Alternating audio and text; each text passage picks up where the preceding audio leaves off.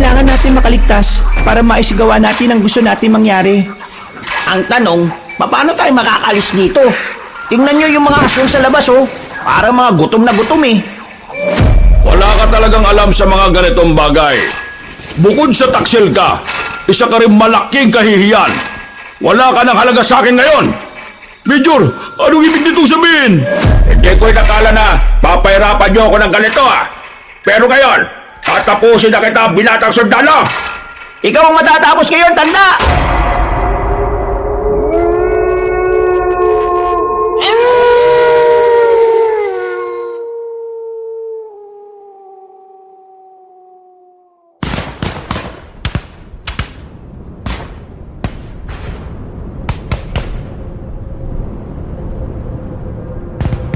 Alas 6 pa lamang ng umaga, maririnig na ang putukan ng baril sa baryo ng Makisig.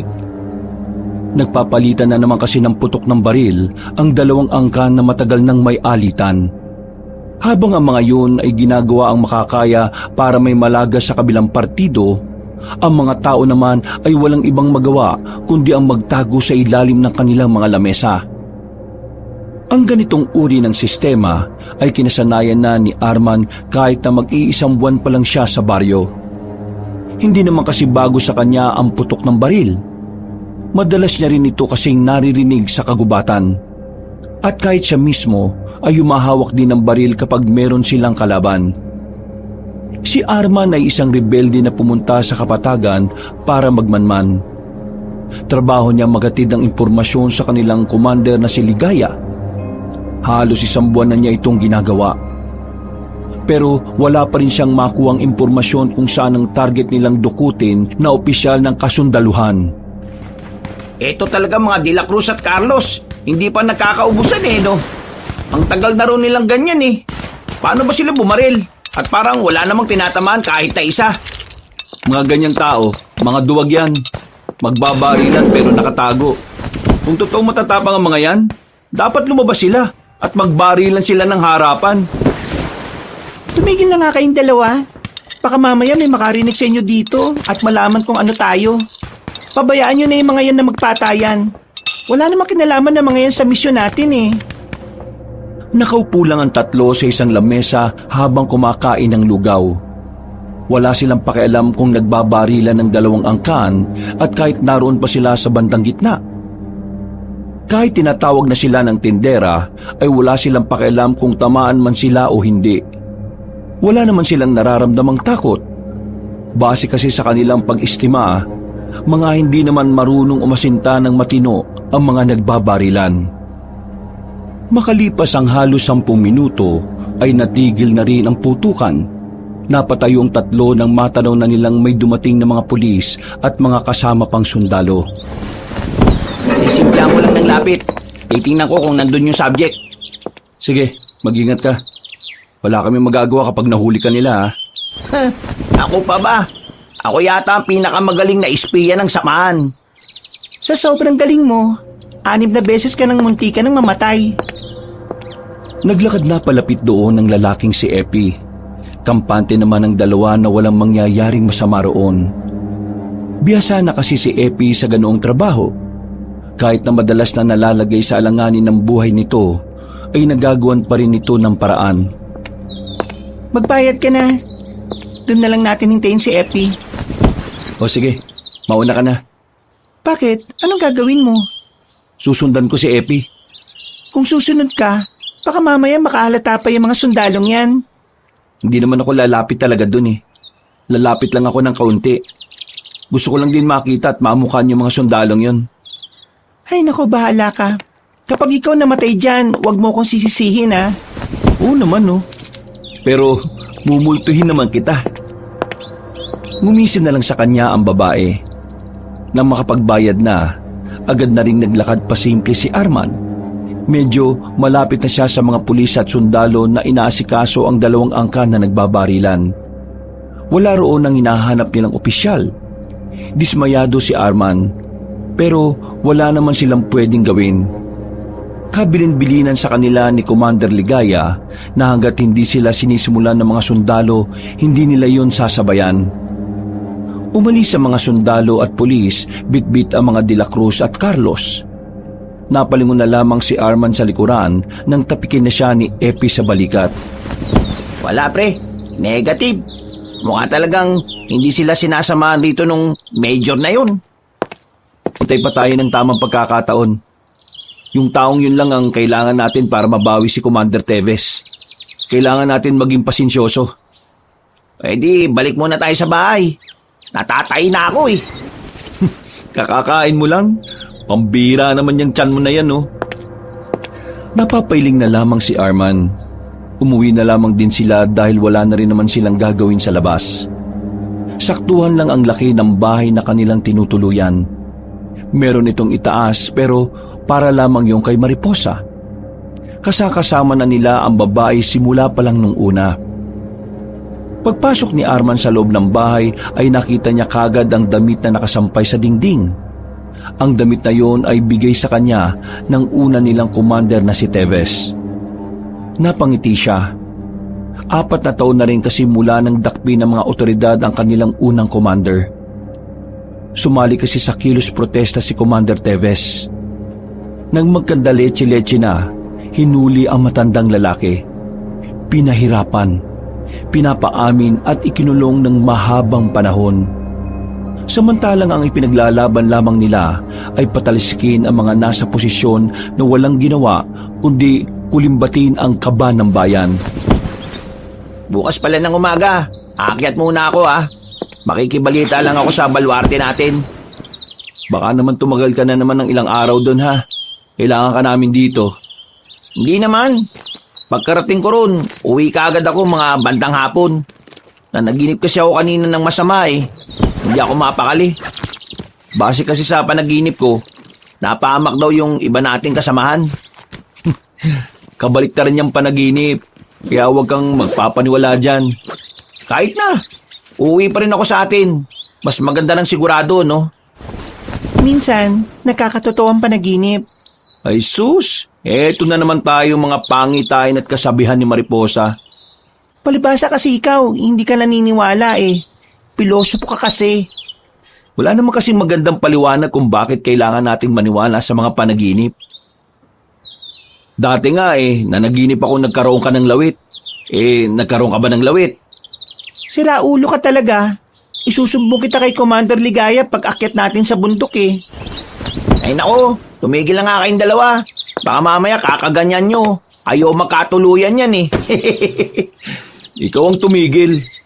Wala akong oras sa ganyan, no? Nakatuon ang atensyon ko kung paano natin may babalik si Commander Teves. Mahilap nga yung taong dapat natin makuha eh. Baka nakakaramdam siya na delikado ang buhay niya rito. Pero magtsatsaga pa rin tayo Darating ang araw na magpapakita rin yan dito. Kailangan nilang ibalik si Commander Teves. Kung hindi, dadanak ang dugo ng mga sundalo at pulis na yon. Ang hindi ko lang naman kasi maintindihan sa gobyernong meron tayo.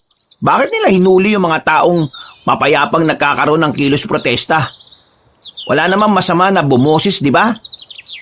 Yun nga ang bagay na kinamumuhian ng mga kagaya natin at ng iba pa nating kababayan. Kaya galit sa atin ang gobyerno dahil ayaw nila sa mga taong nagsisimula ng pagkamulat sa kamalayan ng mga tao. Tinatawag nila tayong rebelde dahil taliwas ang paniniwala natin sa kanilang paniniwala. Sa lipunang ganito, kung hindi ka magiging agresibo, pagsasamantalan ka ng mga hayop at makakapalang mga mukha. Kaya nga gagawin natin ang lahat para mabawi si Commander Teves at ipagpatuloy natin ang pagsigaw bilang boses ng masa.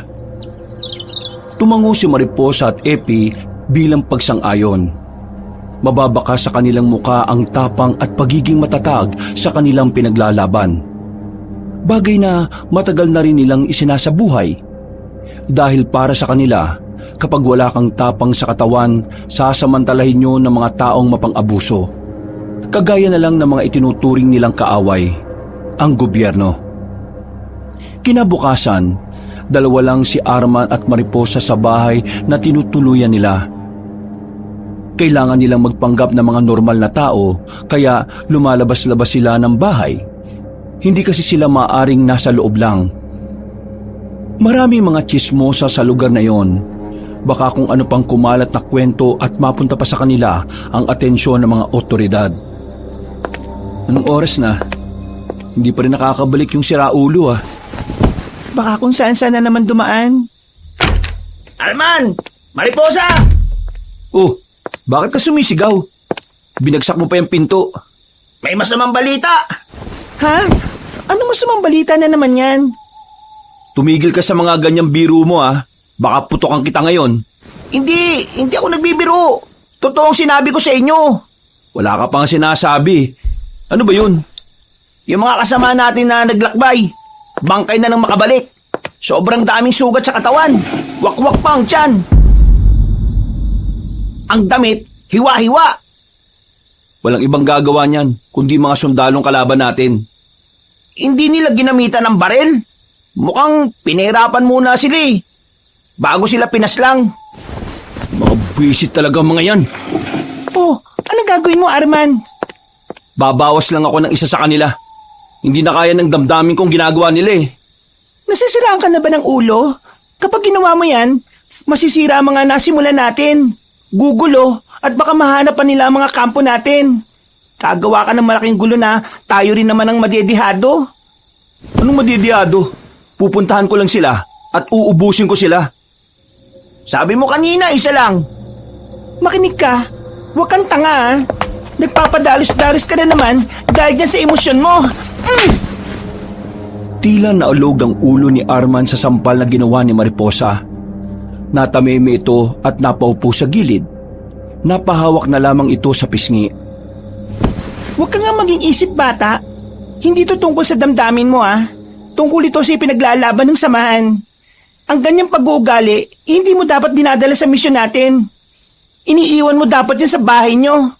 Pinahawak nila tayo ng baril hindi para gamitin sa katangahan, ha? Pinahawak nila tayo ng baril para protektahan ang karapatan at ang buhay natin. Tama si Mariposa, pre.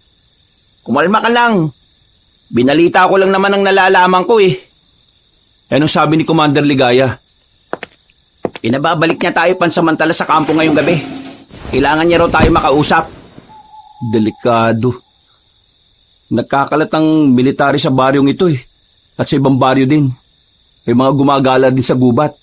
Kapag nakita nila tayo, iisipin agad nila na rebelde tayo. Iwan natin ang mga baril natin. Pumayag na lamang si Arman sa suwestyon ni Mariposa. Itinago nila na maayos ang kanilang mga armas at saka lumabas ng bahay. Ang tanging dala lamang nila nung mga sandaling yon ay ang malaking lampara na nagsisilbi nilang ilaw. Pre, napapaisip din ako eh. Paano kung hindi pala mga taong gumawa nun sa mga kasamahan natin? Ha? Pinagsasasabi mo? Ano sa tingin mo gumawa sa kanila nun? Alien? Kasi pre, isipin mo na lang ah. Kung mga sundalo nga ang pumaslang, bakit? Parang gusto mong linisin ang pangalan nila. Wala naman tayong ibang kalaban sa gubat, kundi mga sundalo o pulis. Hindi naman sa nililinis ko ang pangalan nila, pre. Ang akin lang naman, napaka-brutal kasi ng ginawa sa mga kasamaan natin. Kasi kung ako sundalo, uhulihin ko mga yun, dadalhin sa kampo at iimbestigahan. Kasi sabi daw ng isa nating kasama na naghihingalo, bago daw siya nalugutan ng hininga, nasabi niya na hindi sila nakapagdala ng baril kaya hindi sila nakalaban. Kung wala silang dalang baril, paano malalaman ng mga sundalo na rebelde sila? May punto nga si Epi. Pero malabo pa ang lahat kaya walang saysay kung magtatalo tayo. Ang mabuti pa, bilisan na lang natin ang paglalakad para makaakyat kaagad tayo. Nanahimik ang dalawang lalaki ng mga sandaling yon. Sa kanilang pagpapatuloy, kinabahan sila ng matanaw na may paparating na truck ng mga sundalo. Napagilid sila sa kalsada at napayuko. Buong akala nila ay lalagpasan lang sila ng mga yon. Pero nadagdagan ng kanilang kaba. Nang biglang tumigil ang sasakyan at bumaba mula roon ang isang lalaki na parang kasing edad lamang nila.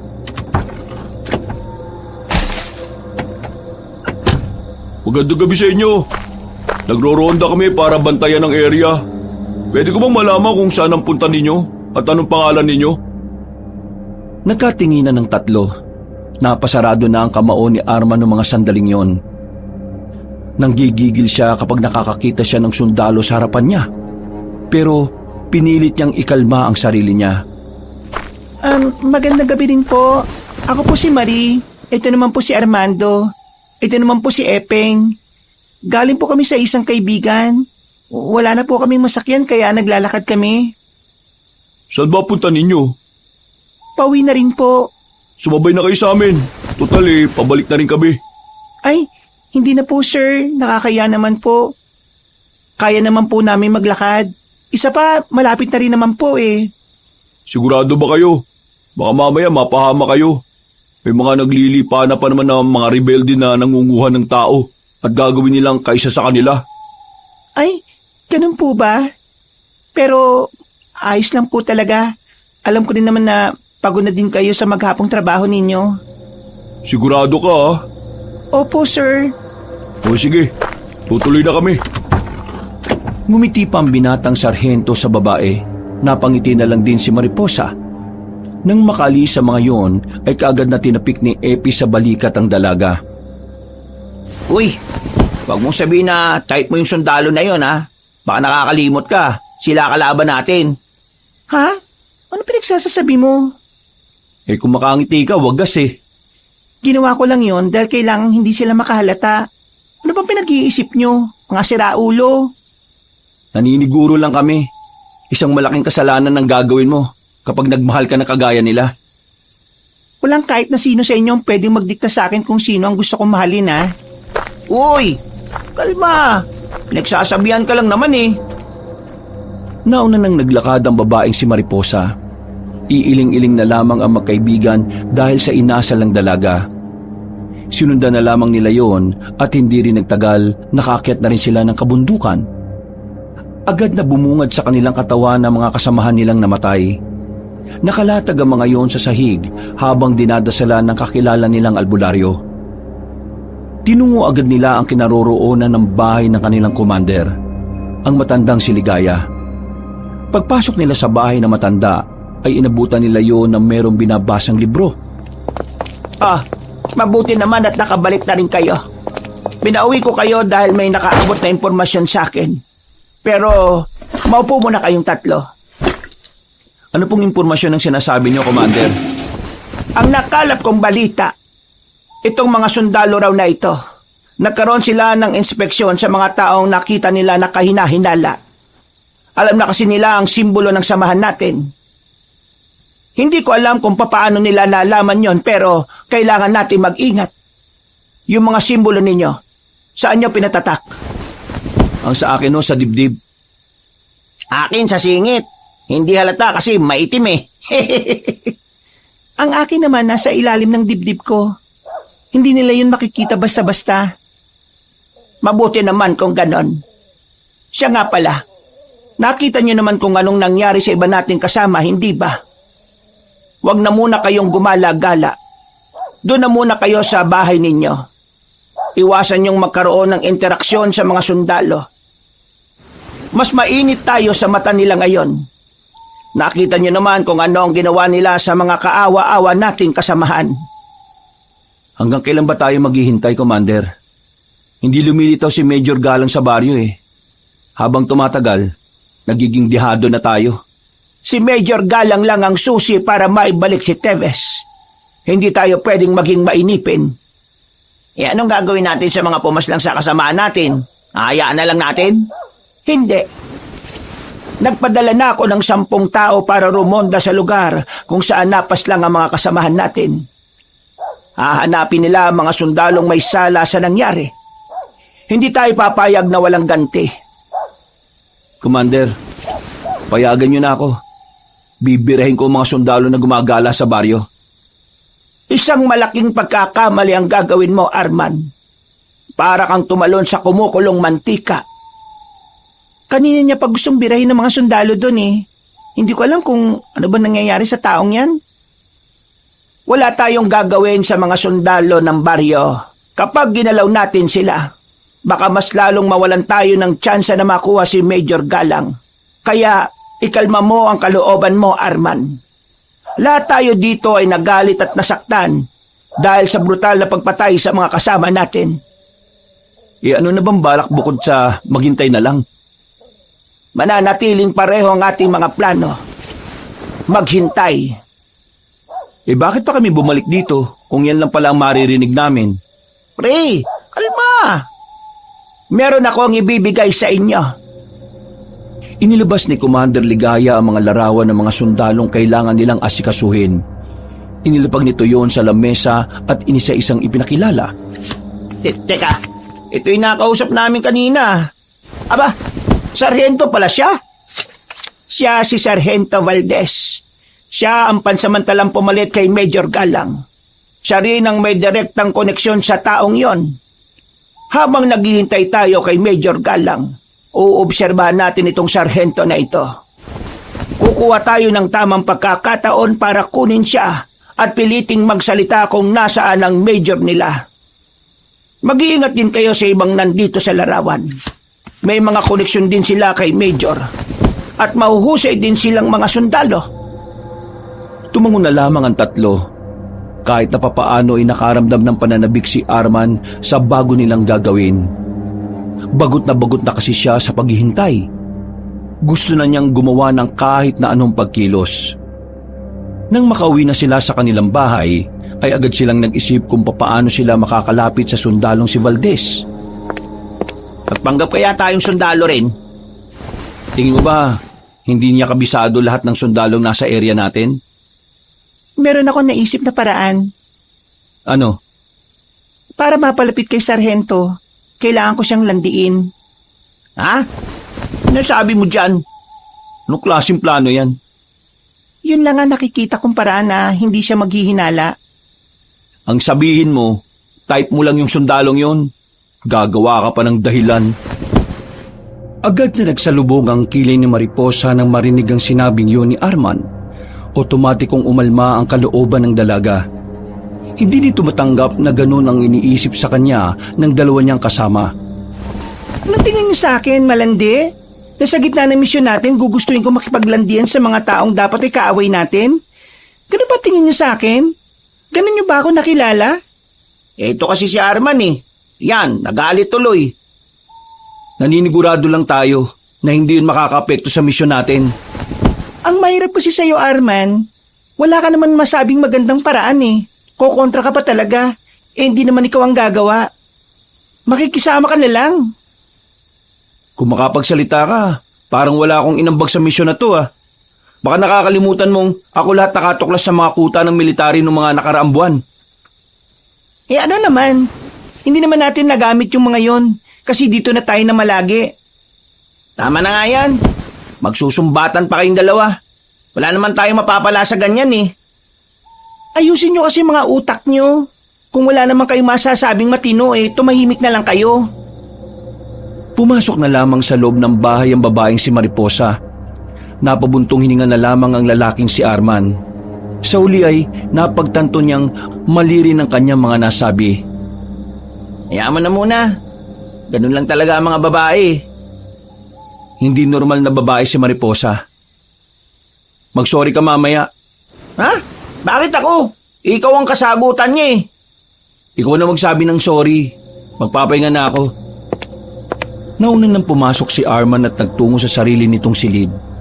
Wala pang kalahating oras ay nakatulog na rin siya. Kinabukasan ng umaga ay kalmado na rin silang lahat. Napag-usapan na nila ang kanilang gagawin.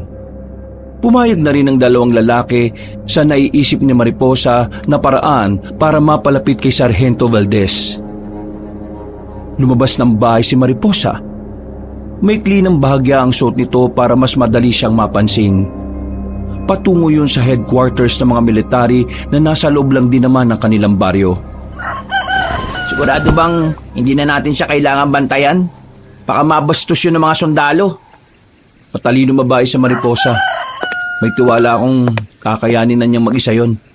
Tayo, anong gagawin natin?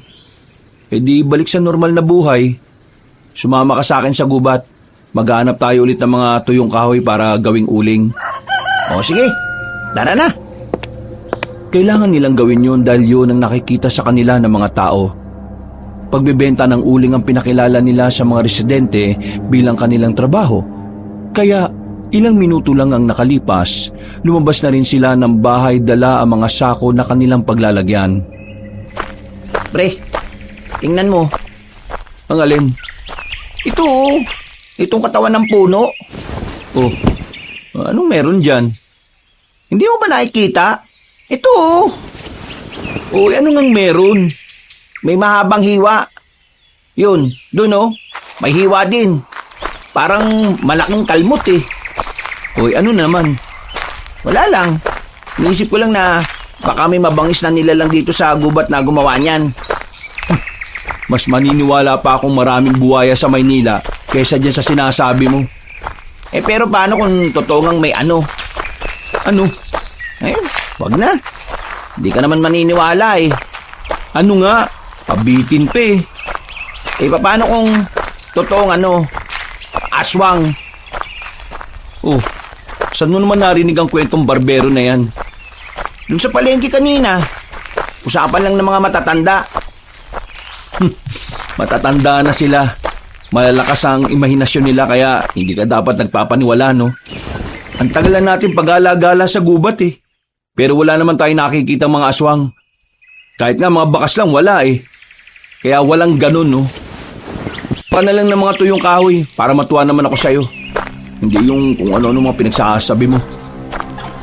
Biglang napatigil si Arman sa pagsasalita nang meron siyang nakitang katawan ng isang sundalo na nakahandusay sa likuran ng puno.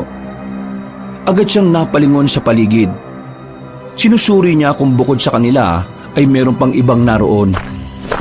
Uy, anong problema? Tingnan mo pare oh, may bangkay ng sundalo. Gaagi, ano nangyari dyan? Tingnan mo yung pagkakadapa niya. Ang daming dugo sa ilalim. Pre, nilalangaw yung ano. Pre, labas bituke. Parang ano, parang winakwak yung tiyan niya, pre. Nagtindigan ng balahibo ni Arman ng mga sandaling yon. Sanay naman siya sa mga bangkay ng tao, pero hindi niya alam kung bakit tila kakaiba ang epekto nun sa kanya. Para bang may kababalagan siyang nararamdaman. Masyadong mahiwaga. Sandali nilang sinuri ang bangkay. Nakumpirma nga nilang kasamaan nga yun ng mga sundalo na nakadistino sa kanilang lugar. Bago pa may ibang makakita, nagdesisyon si Arman na lisanin na nila ang area na yon. Maaari kasing sila ang mapagbintangan kapag sila ang naabutang naroon. Alam kaya nila na ganun ang nangyari sa kasamaan nila? Hindi natin sigurado. Pero ang mahalaga, wala na tayo ron. Ang iniisip ko lang eh, sino kayang pumaslang sa sundalong yun? Bukod sa atin, may iba pa bang mga may galit sa kanila? Yan ang aalamin natin. Pero pre, hindi ka ba napapaisip? Napapaisip saan? Pre, ganun na ganun din yung kinamatay ng mga kasamahan natin. Maraming kalmot tapos nakabuka yung tiyan. Ay ano ngayon? Palagay ko, iisa lang ang pumaslang sa kanila. Ha? Paano mo nasabi? Sige nga. Paano kung may aswang nga talaga sa gubat at sila nga yung pumapaslang sa mga kasama natin at sa sundalong yon? Ay nako, itigil mo na nga yan. Wala tayong ganyang paniniwala sa samahan, no? Mag-focus ka sa misyon natin. Aswang-aswang ka pang nalalaman dyan. O sige nga, paano mo ipapaliwanag yung nangyari sa mga kasama natin at doon sa sundalong nakita natin ngayon? Hindi nakasagot si Arman. Maging siya kasi ay napapaisip din. Pero kahit na ganon, hindi pa rin niya nakumbinsi ang kanyang sarili na totoo nga ang mga aswang. Pinagpatuloy na lamang nila ang pagkuha ng mga tuyong kahoy. Nang mapuno na nila ang tig-isang sako ay agad na rin silang bumalik ng kanilang baryo. Ilang oras lang ang nakalipas, meron ng ibang nakakita sa bangkay ng isang sundalo. At dahil naman dito, mabilis na kumalat ang balita sa buong lugar. Nakarating na rin yon sa headquarters ng mga sundalo. Habang nagbabalot ng uling ng dalawang binata ay dumating na rin si Mariposa.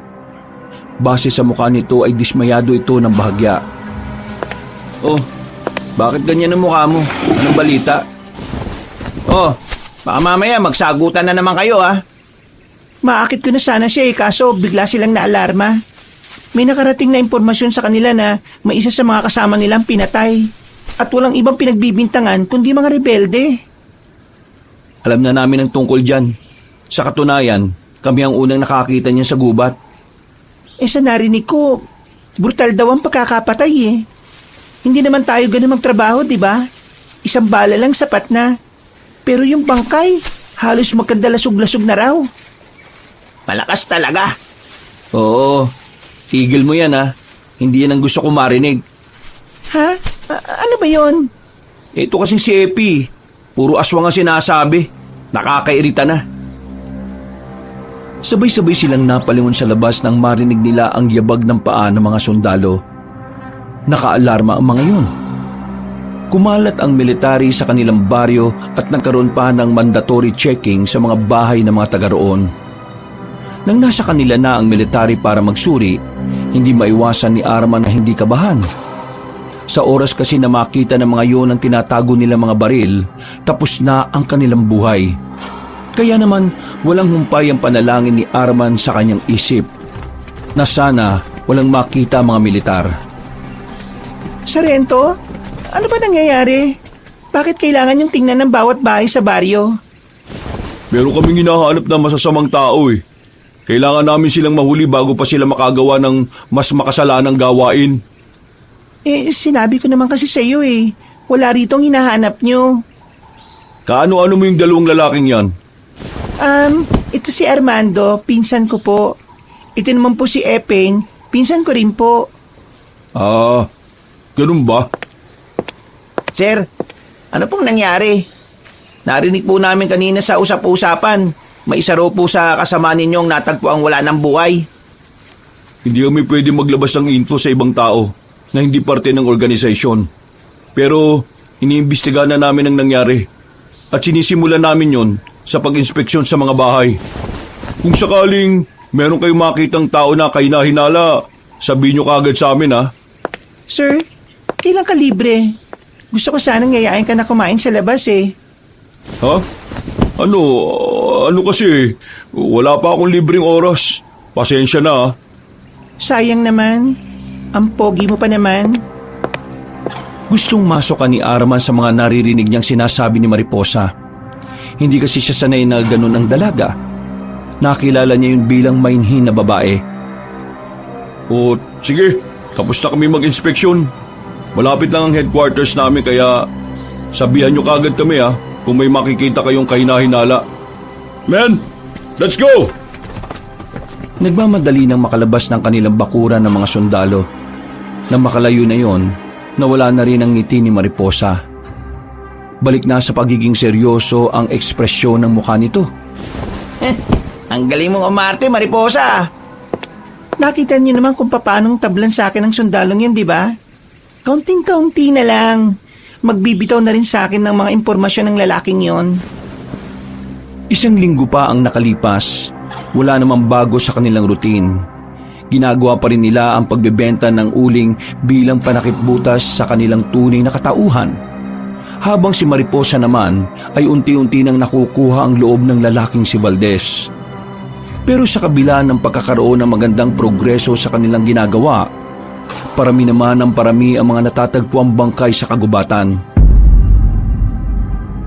Pati mga sibilyan ay damay na rin. Ang iniisip ng mga military ay kagagawan nyo ng mga rebelde. Sila ang nadidiin sa mga pagpatay kahit wala rin naman silang kaalam-alam sa ganoong bagay. Kaya naman, naging mas mainit sila sa mata ng mga militar. Mas lumiit ang mundo nila pagdating sa kagubatan. Dahil base sa huli nilang pagkakaalam, dumami ang mga sundalo na gumagala sa mga kagubatan para hanapin ang mga rebeldeng kagaya nila. Pre, mukhang delikado mga buhay natin ngayon. Ang dami nila. Mas dumami sila kumpara nung una eh. Mas maganda ngang maalarma sila eh. Baka kapag nataranta sila sa mga nangyayari, saka naman magpakita yung major nila. Anong mas maganda? Ang hirap gumalaw. Ang hirap magpanggap na normal na tao. Anong mahirap? Huwag ka lang magdala ng baril, normal na tao ka na. Tingnan mo mukha mo, di ka nga mukhang makabasag pinggan eh. O si Mariposa, ayan na oh. Oh, kumusta? Anong nalaman mo? Si Major Galang, darating mamayang gabi. Manggagaling sila sa Barrio San Diego. Malamang, dadaan sila sa kalsada ng Remedios. Kailangan malaman ito ni Commander Ligaya. O sige, ako nang uuwi para ipaalam sa kanila. Hindi, ako na. Ako na! Ang tagal mo makabalik palagi eh. Kaya ako na. Pabayaan mo na si Mariposa. Dito ka sa akin. Kailangan kita ngayon, Epi. Nung gabing yun ay umalis si Mariposa ng baryo. Naiwan naman ng dalawang lalaki sa bahay nila. Kagaya ng sinabi sa kanila ni Commander Ligaya, hindi sila lumalayo ng kanilang bahay para makaiwas sa pagdududa. Oh, saan ka pupunta?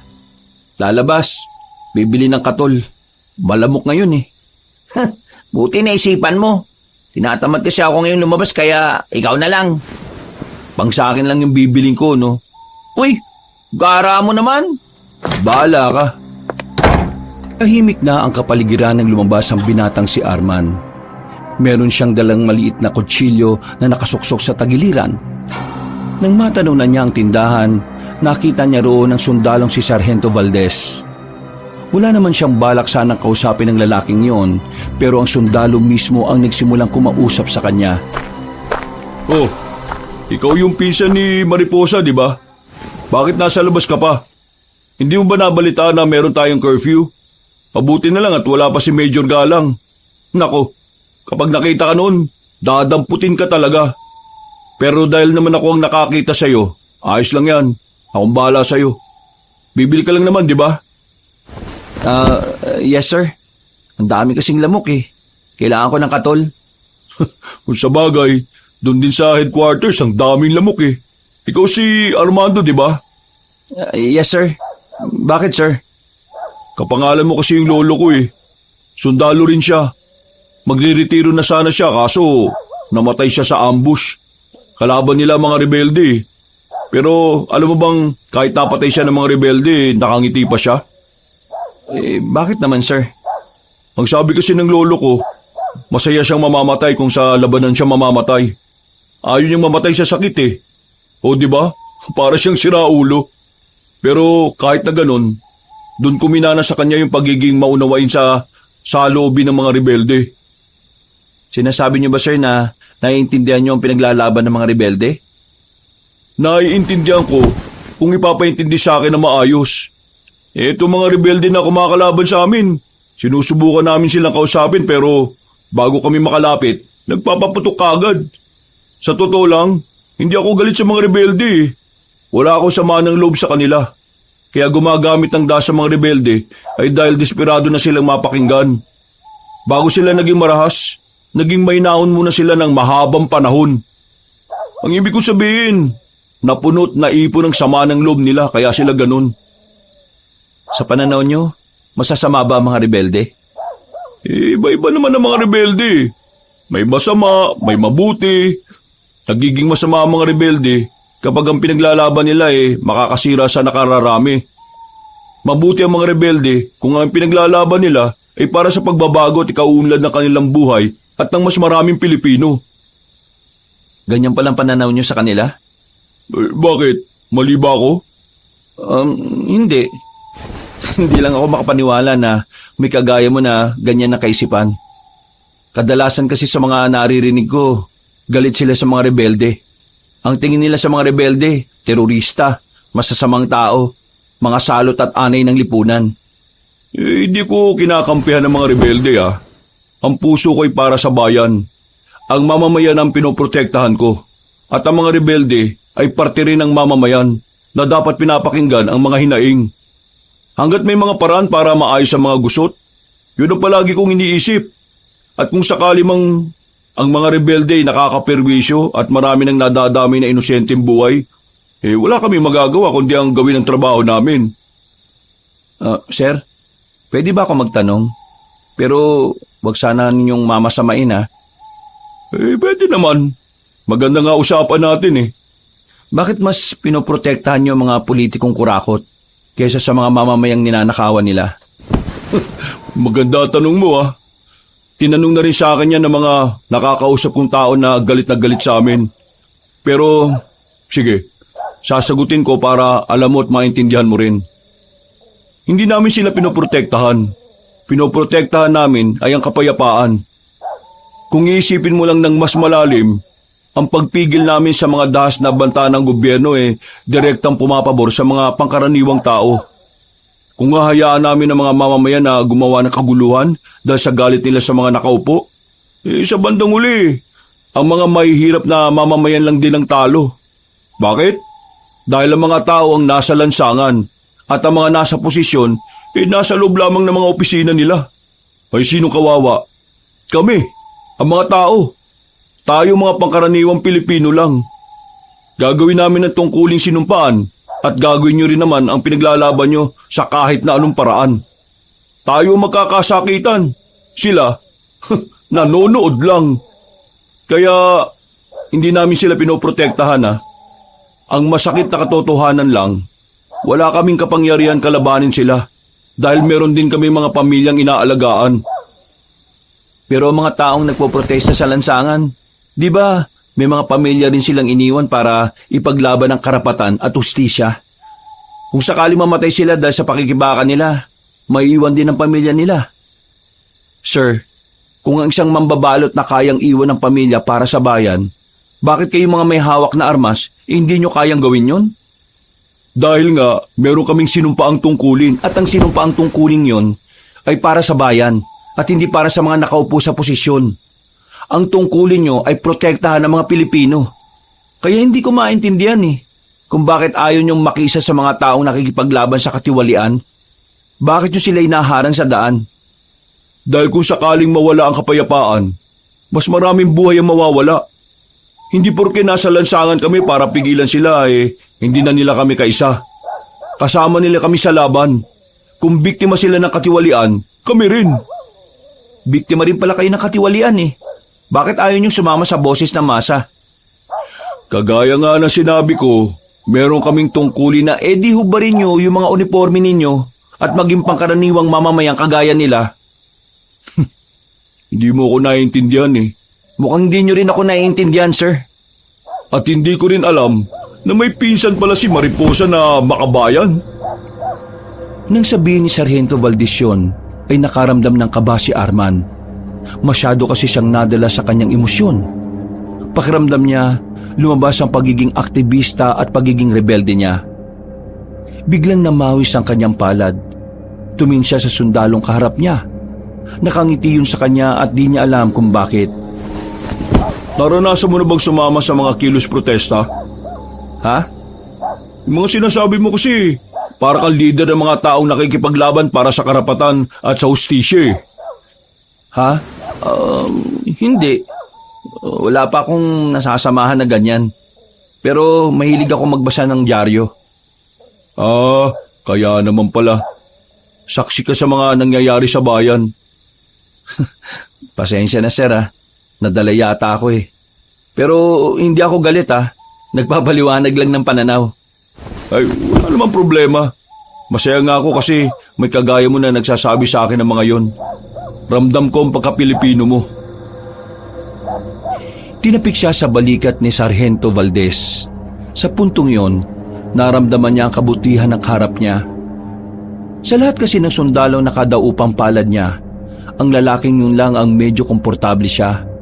Pakiramdam niya'y bukal sa puso ang mga sinabi ni Sargento. Paano? Dito na muna ako Masaya akong naka-argumento kita sa makabuluhang usapan. Sana magkaroon ulit tayo ng pag-uusap tungkol sa mas maraming bagay sa ibang araw. Ngumiti si Sargento Valdez at saka naglakad na rin paalis. Naiwan na lamang na nakatayo si Arman doon. Balisa at tulala ang lalaking si Arman na makabalik na siya ng kanilang bahay. Dahil sa nangyari ay nakalimutan na niyang bumili ng katol. Pumasok siya ng kanyang silid habang kumakatok naman sa pintuan niya si Epi para humingi ng katol. Kinabukasan na nakabalik si Mariposa, nasabi na nito ang napipintong pagdating ni Major Galang sa lugar. Nakapaganda na rin ang iba nilang mga kasama para sa kanilang gagawing pagdakip sa matandang Major. Mas matagal ka pa nga bumalik kaysa sa akin Naabot ka na ng umaga Si Commander Ligaya nagsabi na umalis ako kapag maliwanag na Wow! Samantalang ako, kahit ganong kadilim, pinapalayas agad ako para makabalik dito. Oy, bakit? Babae ka ba? Nakahanda na ang lahat mamayang gabi. Maganda na rin tayo. Eh ikaw, handa ka na ba, Mariposa? Mamayang gabi, baka magtapos na rin ang pagpapanggap mo na chicks ni Sargento. Wala naman na akong pakialam doon. Ang iniisip ko, kung paano natin makukuha si Major. Tama. Yun lang ang isipin natin. Dahil kapag nakuha natin si Major, magagamit natin siya para makabalik sa atin si Commander Teves. Pagkatapos nilang kumain ay sinarado na nila ang mga bintana at pintuan. Sinimulan na nila ang paglilinis sa kanilang mga baril. Maya-maya pa, palihim na rin silang umalis ng bahay. 6:00 pa lang ay umalis na sila roon. Pumeso na rin sila agad sa kalsada ng San Remedios. Mga 7:00 na. Wala ba talagang eksaktong oras ang pagdaan nila dito? Bakit ka ba atat na atat? Maghintay ka nga. Hindi ba natin mga kasama? Nandyan na ba? Napag-usapan namin doon sila sa kabilang banda. Tapos tayo rito. Tingin ko naman nandun na rin sila. Handa na tayo. Maya-maya mapapalaban na rin tayo. Tandaan nyo kailangan natin pumaslang ngayon para makuha yung dapat makuha. Walang makukonsensya. Mas marami na silang pinaslang na kasamahan natin Ito na rin ang tamang pagkakataon para makaganti. Isang malalim na paghinga ang nagawa ni Arman. Bigla na lamang niyang naisip si Sargento Valdez. Sa hindi malamang dahilan, tila hiniling niya na sana hindi kasama ang sarhento sa tatambangan nila. Naghintay pa sila ng halos kalahating oras. Mga ilang sandali lang, nakarinig na sila ng sasakyan na paparating. Hindi nga sila nagkamali. Mga armored vehicle yon ng military. Hindi nagtagal, tila kinabigla ng mga sundalo ang ginawa nila. Pero agad na nakadepensa ang mga yon. Ginantihan sila ng putok. Mas malakas at mas pulidong depensa ang sinukli ng mga sundalo sa kanila. Kahit na mas nauna sila sa pagpapaputok, wala silang napatumba kahit isa. Tila batid ng mga sundalo ang planong yon, kaya nakapaghanda sila. Nilatlat sila ng mga sundalo. Gumunti naman sila ng putok, pero mas sistematiko ang ginagawa ng kanilang kalaban. Nang napansin nilang nakakaabante na ang mga sundalo paakyat sa kinalalagyan nila, dito na sila nakaisip na umatras. Atras! Atras! Hindi natin kakayanin ang mga yan! 3 lang tayo rito Bilis! Bilisan nyo! Visit! Palpak tayo! Tumakbo sila papasok ng kagubatan. Hindi pa sila nakakalayo ay natanong na nila ang mga sundalong nakabuntot na sa kanila. Pinagbababaril sila ng mga yon. Agad naman silang gumanti. Sa halos 1 oras nilang pakikipagbarilan sa mga sundalo, unti-unti na rin nilang nararamdaman ang pagiging dihado. Konti na lang ang bala nila. Bukod sa wala naman silang ibang kasama dahil nasa kabilang banda ang iba, hindi rin nila nakabisado ang daan paalis. Visit! Sino bang nagplano ng ganito? Bakit parang ako sinisisi mo? Yung mga opisyal at si Commander Ligaya ang nagplano nito. Sumunod lang ako, no? Nakakainis. Nasa alanganing sitwasyon tayo Malapit na ako maubusan ng bala, pero sila, buhay na buhay. Wala na tayong magagawa. Sasabay tayo sa kahit na anong paraan na pwede natin subukan. Nang maubusan na sila ng bala, wala na silang nagawa kundi ang gumilid sa tabi ng malaking puno. Hindi sila makalabas dahil sa walang humpay na pagpapaputok sa kanila. Mga ilang sandali lang, hindi na rin sila nakatakas pa. Pinalibutan sila ng mga sundalo na may matataas na kalibre ng baril. Lahat ng yun ay nakatutok sa kanila. Kasama nila si Sargento Valdez. Nang tutukan sila ng ilaw, nakita na ng tuluyan ang kanilang mga mukha. Huwag niyo na subukan kumilos na masama. Itaas yung mga kamay ninyo. Marahang lumapit ang mga sundalo. Tinalian agad ng mga yon ang kamay nilang 3 at pinaluhod. Tama nga hinala ko. Mga rebelde kayo. Alam mo na ang katauhan namin? Nung bigla kang lumapit sa akin, nagsagawa na ako ng obserbasyon sa'yo. May mga tao kong pinakilos para alamin kung sino kayong 3. Dahil wala kami makuhang matinong record sa pamunuan ng barangay tungkol sa inyo, nagsimula na akong maginala sa katauhan ninyo. Alam mo ng mga rebelde kami nung nakausap tayong dalawa? Oo, alam ko na yun. At ginamit ko yung para malaman ang hinaing mo bilang parte ng kilusan. Manluloko ka rin pala kagaya ng mga ibang sundalo at pulis. Hindi kita niloko. Nagpakatao ako nang pinakinggan ko ang hinaing mo. At kahit na alam ko na kung sino ka, hindi kita kaagad hinuli. Kasi gusto kong huhulihin kita kapag suot mo na ang damit ng pagiging rebelde at hindi ang pagiging pangkaraniwang tao. Mukhang mabait ka naman pala eh. Eh di palayain mo na lang kami. Hindi pwede. Meron kayong paglabag sa batas at kailangan yung pagbayaran yun. Ang sabihin mo, tuta kayo ng gobyerno. Wala kayong ibang kayang gawin kundi sundin ang mga utos nila. Hindi nyo ginagamit ang mga utak nyo eh. Para kayong mga aso na kapag inutusan ng amo kung sino kakagatin eh, kakagat talaga. Wala kang pinagkaiba sa mga tiwaling hindi mo ko kilala. Wala kang karapatang husgahan ng dangal ko bilang alagad ng batas. Dapat magpasalamat pa kayo sa akin eh. Kung si Major Galang ang nakahuli sa inyo, kanina pa dumanak ang dugo ninyo. Eh bakit hindi mo pa kami patayin? Kasi papahirapan nyo muna kami para umamin kami ano? Oo, kailangan pa namin makuha ang mga nalalaman ninyo. Kung talagang naiintindihan mong hinaing ng mga kagaya namin, di pakawalan mo kami. Pasensya ka na, Mariposa. Ginagawa ko lang ang trabaho ko. Kagaya na lang din ang pagsunod nyo sa tungkulin na meron kayo. Hindi tayo magkagaya. Kami, may sarili kaming prinsipyo at pinaglalaban. Kayo, pinaglalaban nyo kaligtasan ng mga tiwaling tao. Dun, sa bahay na yun. Dali ng mga yan. Kinaladkad ng mga sundalo ang tatlo patungo sa abandonadong bahay na malapit doon. Pumasok sila roon para sumilong. Binuksan ng mga sundalo ang daladala nilang malalakas na ilaw pagkatapos itali sa haligi ang tatlong rebelde. Tingnan mo, pati yung Panaw nakikisama sa amin, no?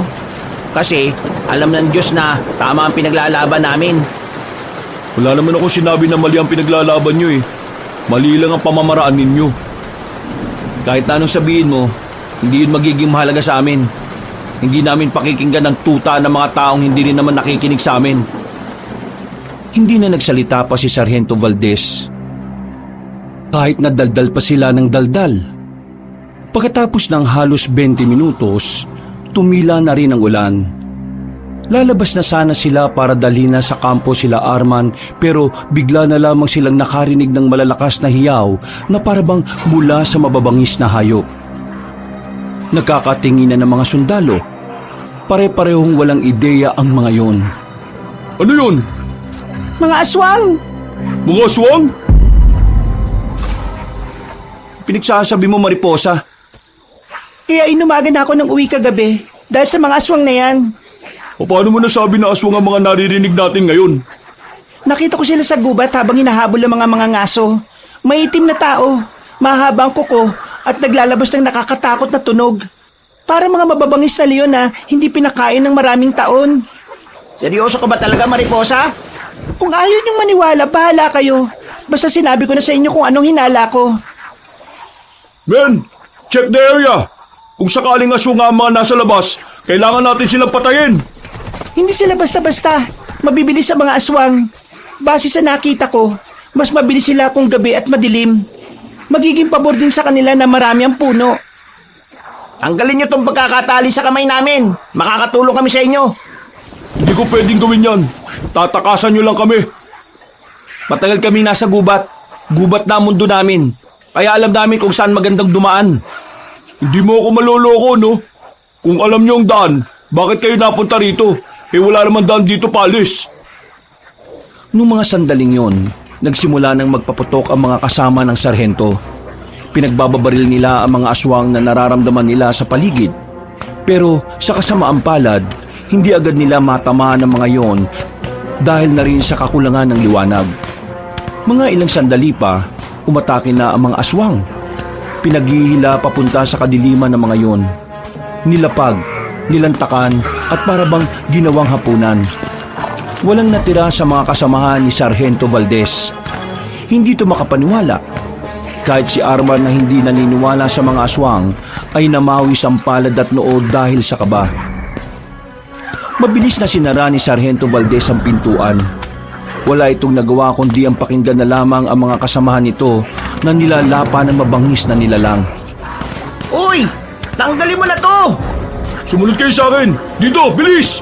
Wala ka talagang balak na tanggalin ito? Bahala kayo kung ayaw niyong sumunod. Lalapain kayo rito! Walang pagpipilian sila Arman, kundi ang sundan na lamang si Sargento Valdez. Hindi sila maaaring mapaiwan doon. Sila ang susunod na lalapain ng mga aswang kapag nagkataon. Dumaan sila sa malaking bintana. Sinamantala nila ang pagkakataon na abala ang mga aswang sa nilalapa. Mabilis ang ginawa nilang pagtakbo. Hanggang sa medyo makalayo na silang apat sa bahay na pinanggalingan nila. Tumigil na muna sila sa malaking bato na nadaanan nila. Kung talagang naiintindihan mo kami, tanggalin mo na itong tali namin sa kamay. Kung talagang hindi ka kagaya ni Major Galang, pagbibigyan mo kami. Sargento, mamamatay tayong lahat kung ikaw lang ang mag-isang kikilos para labanan ng mga aswang na yon. Magiging pabigat lang kami sa iyo kung dadali mo pa rin kami. May tama siya, pumayag ka na sir. Ito naman parang hindi ka nagkagusto kay Mariposa eh. Papayag ako pero ipangako niyong hindi niyo ko tatakasan at haharapin niyo ang batas ha. Oo na, dami mo sinasabi. Kinuha ni Sargento Valdez ang kutsilyo na nakaipit sa bandang hita nito. Isa-isa niyang tinanggal ang tali ng tatlo. Nagpatunog pa ng leeg si Arman at tumingin ng masama sa sundalo. Kanina pa kasi siya banas na banas kay Sargento Valdez. Kung wala nga lang yung hawak na baril, ay baka binira na niya ito. Buti naman at kinalagan mo na kami. Alam ko ang tumatakbo sa isip niyong dalawa. Anong pinagsasabi mo? Sargento, makipag-isa ka na sa amin. Oh? Nababaliw ka na ba? Alaban natin yan. Ngayon lang tayo sumusunod sa kanya kasi may hawak siyang baril. Kapag nawalan ng bala yan, pantay-pantay na tayo dito. Hindi si Sargento ang kalaban natin. Totoong naiintindihan niya tayo. Tinutulungan niya tayo. Uy, nagayuma ka ba niya? Parang kang timang eh. Sargento, alam kong hindi ka kagaya ng ibang alagad ng batas. Alam kong meron kang prinsipyo at dignidad. Meron kang dangal sa ginagawa mo. Alam ko ring alam mo na wala kaming masamang hangarin kundi ang mabigyang hustisya ang iligal na pagdakip sa pinuno namin. Makipag-isa ka sa amin. Tutulungan ka namin makaligtas sa mga aswang. At pagkatapos ng lahat ng ito, tulungan mo kami mapakinggan ang hiling namin. Naririnig mo bang sinasabi mo, Mariposa? Hindi tayo pwede magtiwala sa gayan yan. Tuta ng gobyerno yan. Utusan lang yan. Ang katapatan niya ay wala sa tao. Nasa amo. Hindi ako kagaya ng sinasabi mo, Arman.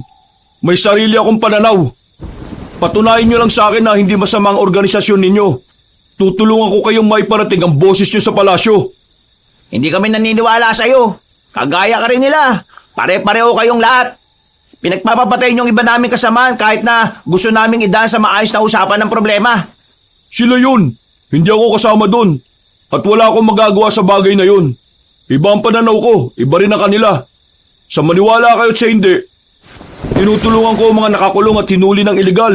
4 na taon na nakakalipas. Pero wala rin ako magawa dahil hindi mahalaga ang boses ko sa kanila. Sinasapawan lang ako ng mga mas nakakataas sa akin eh. Kaya kung iniisip nyong wala akong pakialam sa pinaglalaban nyo, nagkakamali kayo dyan. Kaya kong patunayan yan kung papayag kayong maging kaysa nyo ko. Makikipagkaisa ka sa amin? Magiging rebelde ka rin? Hindi ko kailangan maging rebelde para maging isa sa inyo. Sapat nang alam ko at naiintindihan ko ang pinaglalaban ninyo. At kung paano ko ito tatanggapin bilang parte ng realidad. Arman, isang tabi mo muna ang galit mo. Ilabas natin ang pagiging rebelde at pagiging sundalo niya rito. Isipin mo na lang na may mga pangkaraniwang mamamayan tayo dito na biktima ng katiwalian. Napapailamos na lamang sa ulo ang binatang si Arman. Kahit na ayaw nito sa sundalo, kailangan nitong tanggapin ang katotohanan na kailangan din nila ang sarhento. Lihim itong napamura at tumingin ng masama kay Sargento Valdez. Napailing ito sandali at sa huli, pumayag na lang din ito. Oo na, basta kapag nalaman kong isusuplong mo lang din kami sa huli, humanda ka sa akin ha. Total ayos naman ah. Ang isipin natin ngayon ay kung paano natin tatakasan ng mga aswang na humahabol sa atin. Nakakatiyak ako na hindi nila tayo titigilan ngayon. Mahirap ding makaalis na lang dito ng basta. Gubat to. Parang palaruan lang nila ang lugar na ito. Bumalik tayo doon sa bahay. Anong klaseng pag-iisip yan? Nakita mo naman kung paano nilalapain ng mga kasama ko, di ba? Bakit pa tayo babalik doon? Kailangan natin ng armas. Nandun ang mga armas sa mga kasamaan mo, di ba? O baka takot ka lang magkaroon kami ng armas kasi iniisip mo na baka tuluyan ka namin. Kung yan ang gusto mo, edi sige, bumalik tayo ron. Yan!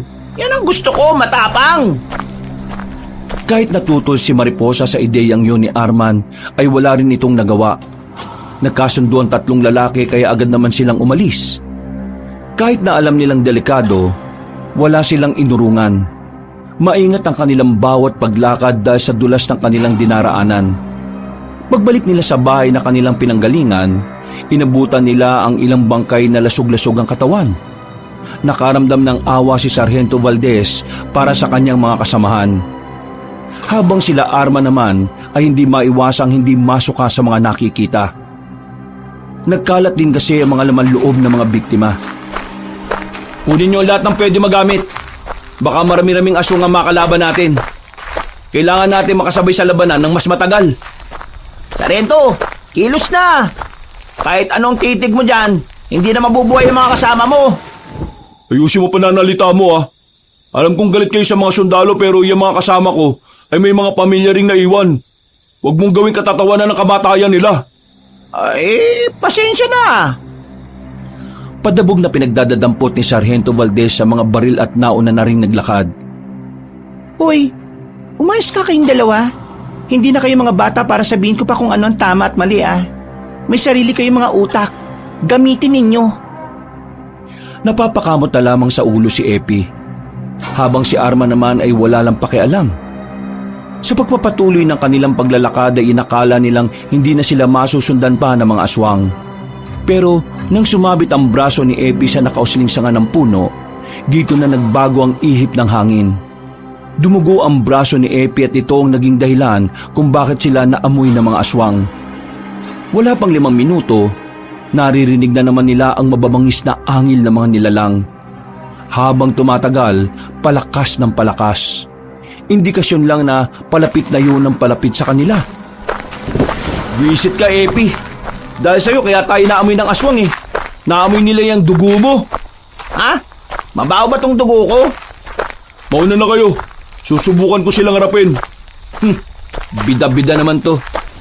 Pwede ka namang sumabay sa amin eh. Kung sa bagay, kung sasabay ako sa inyo, maabutan nila tayong lahat. Mauna na kayo, susunod ako. Bakit mo ba ito ginagawa? Gusto kong patunayan na hindi ako gaya ng ibang sundalo na iniisip ninyo. Sira ulo. Hindi mo kailangan mamatay para patunayan yun, no? Hinila ni Mariposa ang sarhento at sabay-sabay na silang umalis. Mga ilang minuto lang ang nakalipas, bigla namang may humila sa paa ni Mariposa. Mabuti na lamang at alerto si Arman. Hinila niya pabalik ang babae. Pinagbababaril niya ang aswang na mabilis namang nakapasok sa loob ng halamanan. Formation! Pinagsasabi nito. Pagtalikuran tayo. Depensa para hindi sila makalapit. Sundin nyo na lang. Mas may alam yan kaysa sa inyo. Sinunod nila ang sinabi ni Sargento Valdez.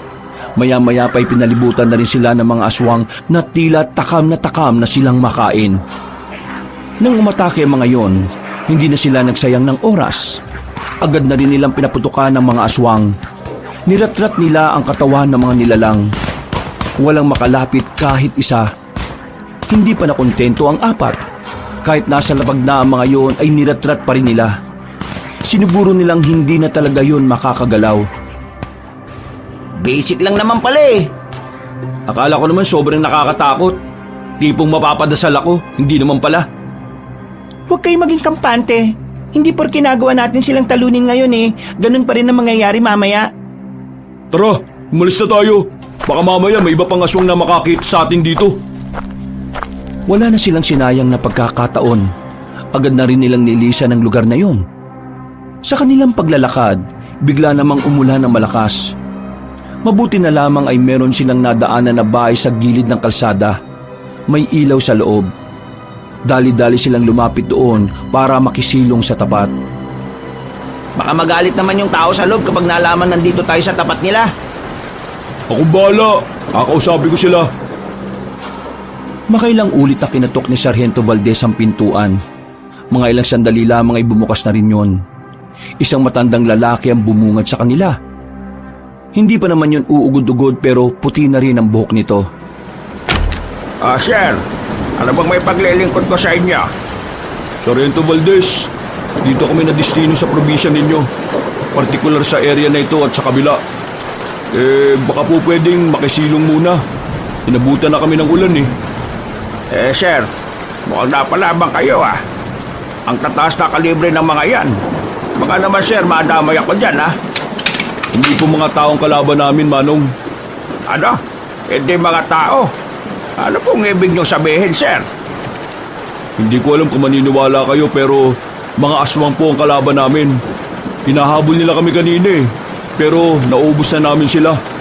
Ang kailangan lang talaga namin masisilungan. Masama kasi ang panahon eh. Aswang makabong na kalaban ninyo. Ay nako, pasok! Pasok na! Dali!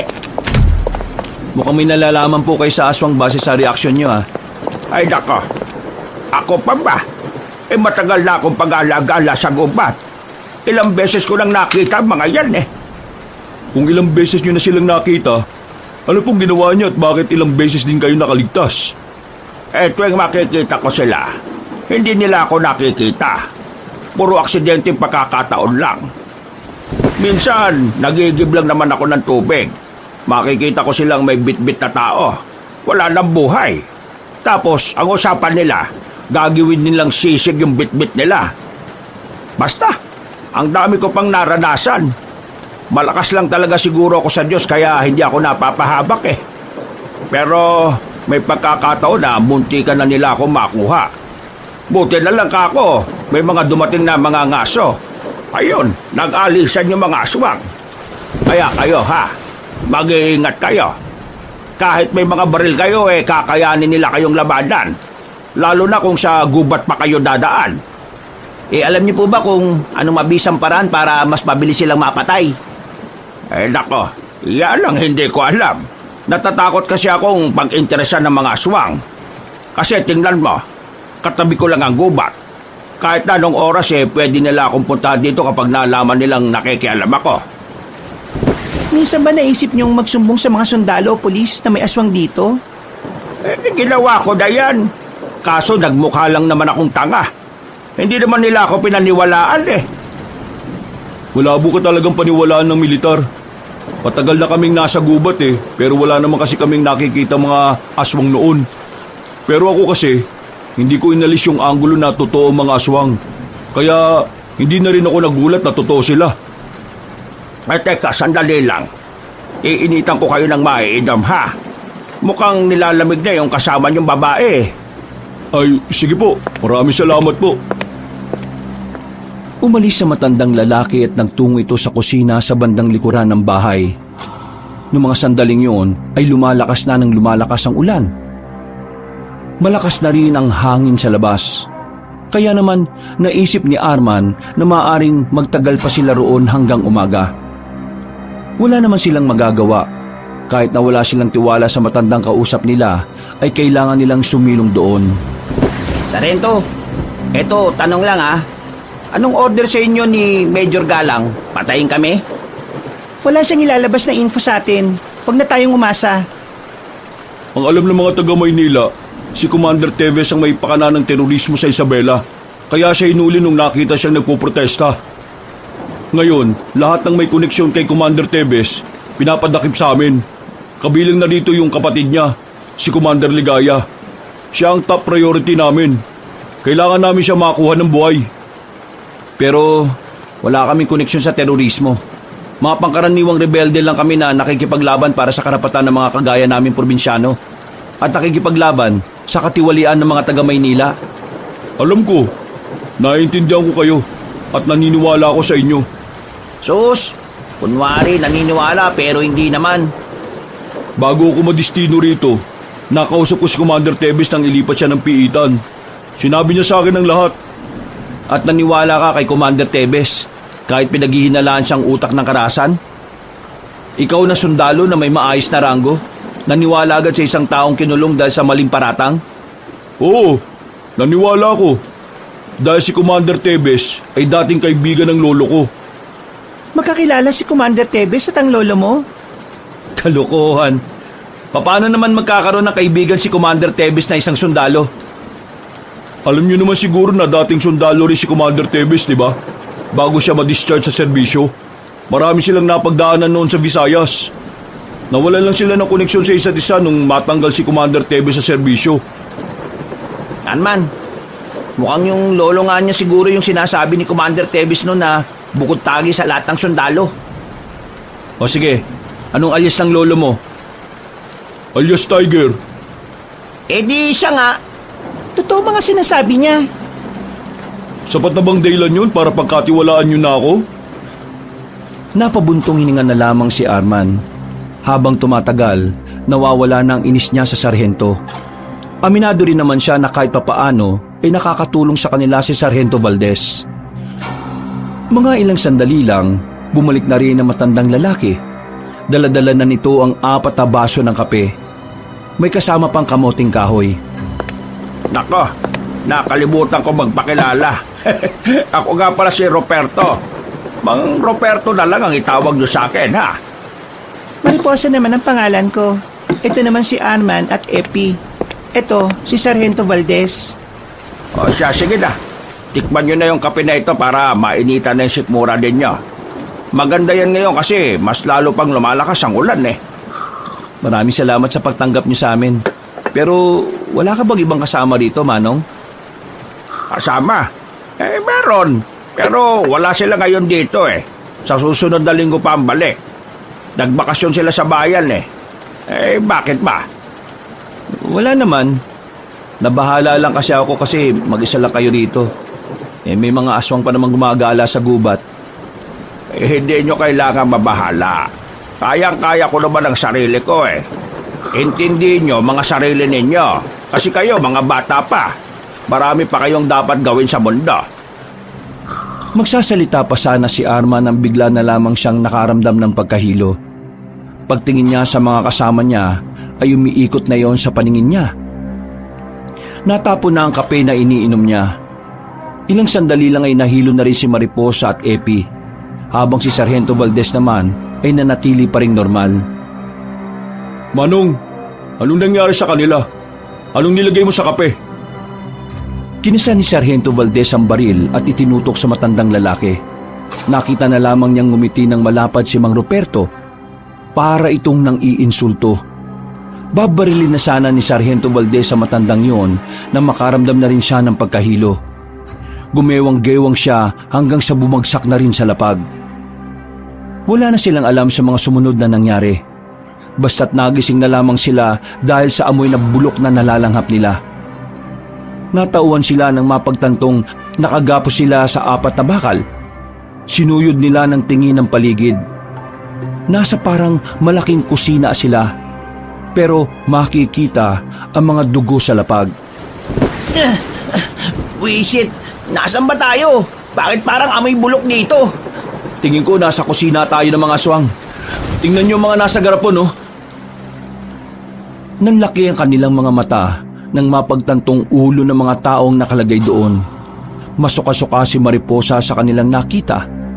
Maging si Sargento Valdez ay hindi rin makapaniwala na nasa ganung uri sila ng lugar. Visit na matandang yun, ah. Naloko tayo. Sabi ko na nga, be. Kaya unang tingin ko pa lang hindi na maganda ang pakiramdam ko sa kanya eh. Kasi tingnan mo, ilang beses siyang nakakita ng aswang pero palagi siyang nakakaligtas. Walang yang kwento yan. Pambata. Makakatakas din tayo dito. Kailangan lang natin tsumempo. Paano nga tayo makakatakas dito? Kasalanan mo to eh. Kung di sana tayo nakisilong doon, di sana wala tayo dito. Puro ka naman paninisi. Wala ka namang maibigay na magandang solusyon kanina eh. Huwag ka kasing bida-bida. Hindi mo kami tauhan, no? Hindi ako nagbibida-bida. Mukha kasing wala kayong balak mag-isip ng paraan kung paano tayo makakatakas sa mga aswang eh. Tumigil na nga kayo. Nakagapos na nga tayo dito. Ganyan pa rin kayong dalawa. Para naman kayong mga bata eh. Huwag nyo nasayangin ang lakas nyo sa pakikipagtalo. Ilaan nyo na lang yan para mamaya. Kailangan natin gumamit ng puwersa dahil wala na tayong mga armas eh. Ganito ang gagawin natin. Kapag kinuha nila tayo, papalagan na natin. Wala na tayong magagawa kundi sumugal. Kung hindi tayo susugal baka mailuto tayo dyan. Paano nga tayo papalag kung nakagapos sa mga kamay natin? Bakit? Wala ka ba mga paa? O baka nakaasa ka lang sa kamay mo? Hindi ka ba naturuan gumamit ng paa sa pagsusundalo ninyo? Lahat ng pwedeng magamit natin, gagamitin natin para lang makatakas. Ayoko mamatay dito. Kailangan ko pa makita muli si Commander Tebes.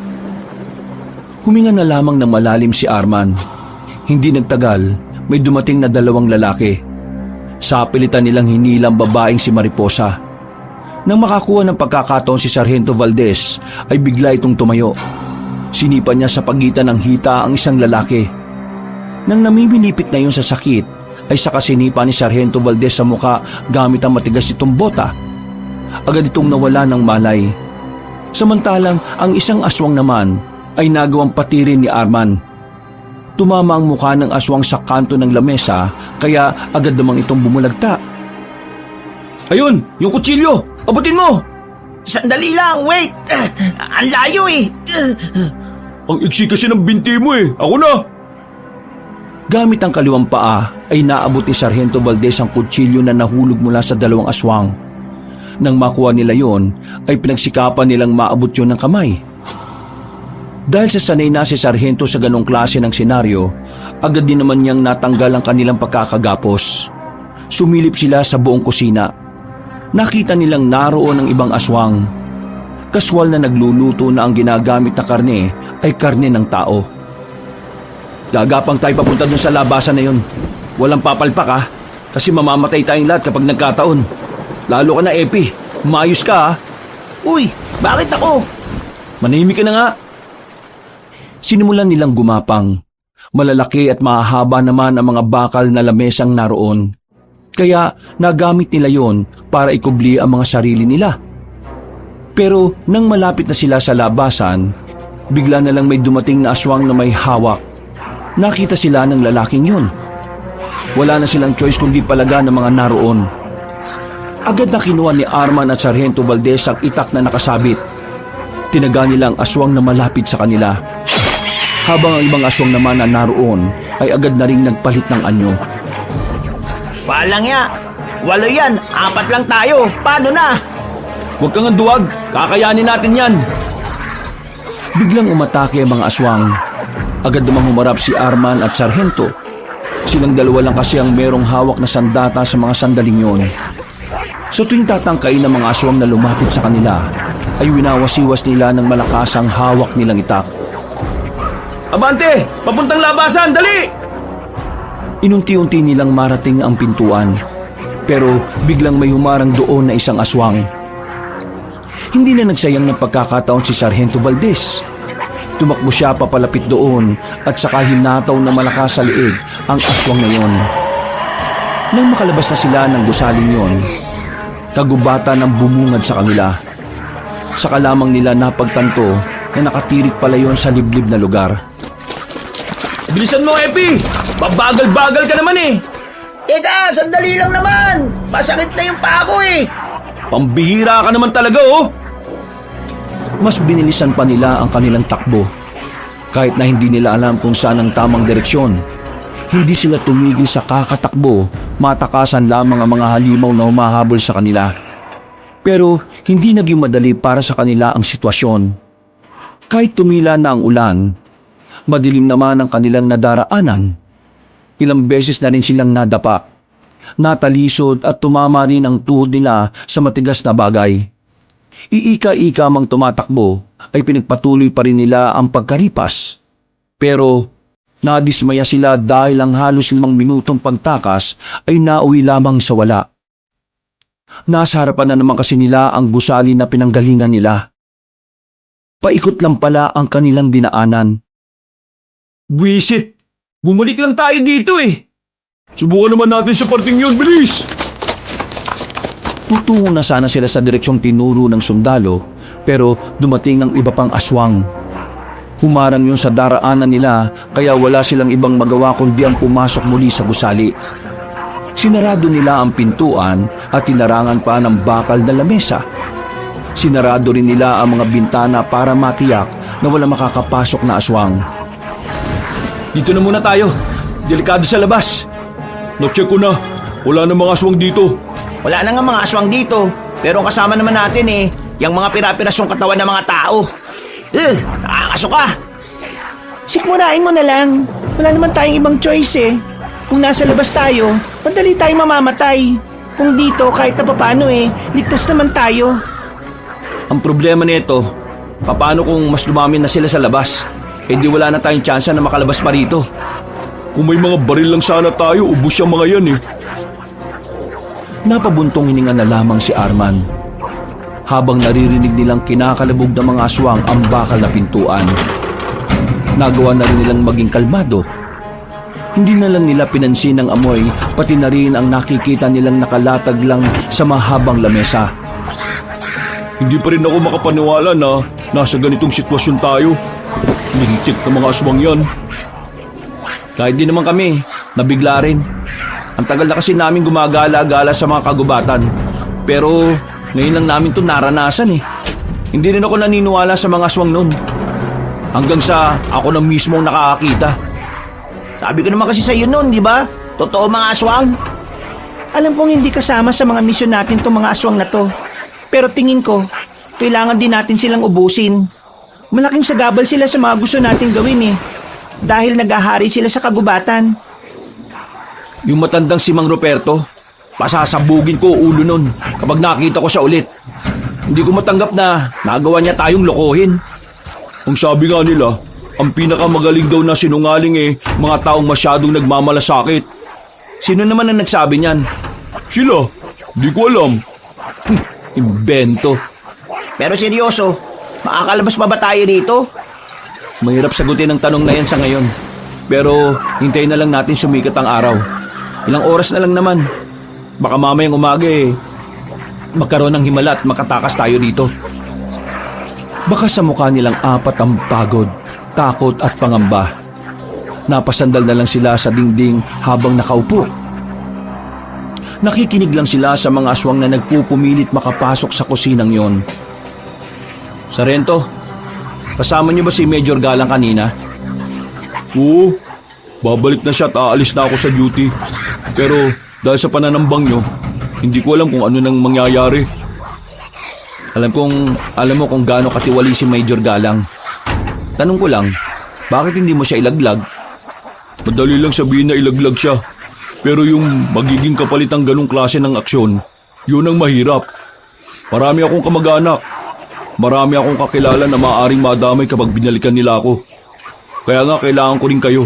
Kasi hindi ko magagawang panagutin si Major Galang kung ako lang. Mas masaal pa sa aswang si Major Galang. Hindi ko makakalimutan ang kahayupan na ginawa niya sa mga baryong pinupuntahan niya. Narinig ko na ang kwento sa ganyang gawain ni Major Galang. Pero wala naman ako magawa. Masyadong malakas ang impluwensya niya para ibunyag lahat ng baho niya Makakahanap din ng katapat niyang Major Galang na yan. Si Major Galang ang ani sa militar. Sinisira niyang utak ng mga bago at ginagawa niyang personal na tauhan. Kailangan niyang mawala sa pwesto. Masaya ako na pareho natin gustong mapanagot si Major Galang. Ngayon, naniniwala na akong iba ka nga talaga sa mga kabaro mong siraulo. Marami pa matitinong sundalo at pulis na kagaya ko. Karamihan sa kanila, pareho kong walang kapangyarihan ng boses. Kaya nag-aabang na lang kami ng kakampi para makapagsalita.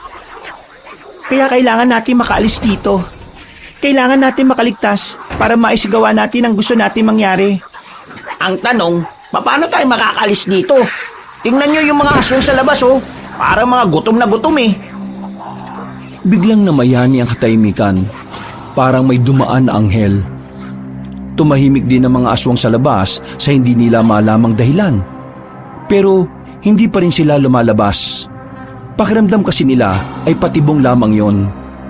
Nanatili lang sila sa loob. Pinapakiramdaman ang paligid. Mga ilang sandali lang, narinig na nila ang pamilyar na boses ng matanda.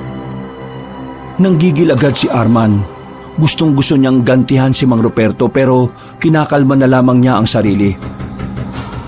Buksan niyo ang pinto! Hindi dapat kayo nagluluto dyan! Hoy, sira ulo matandang aswang!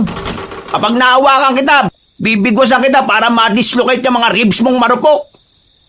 Kung hindi kayo lalabas dyan, kami na lang ang kusang papasok! Sige, subukan niyong pumasok. Makikita niyong hinahanap niyo. Kahit buksan niyo ito o hindi, mamamatay pa rin kayo!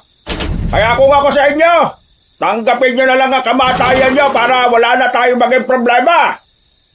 Sira ulo ka pala talaga eh. Anong tingin mo sa amin, mga tanga? Hindi mo kami madadala sa mga ganyan mong mga salita, no? Lumabas na kasi kayo dyan. Buksan niyo na ang pinto.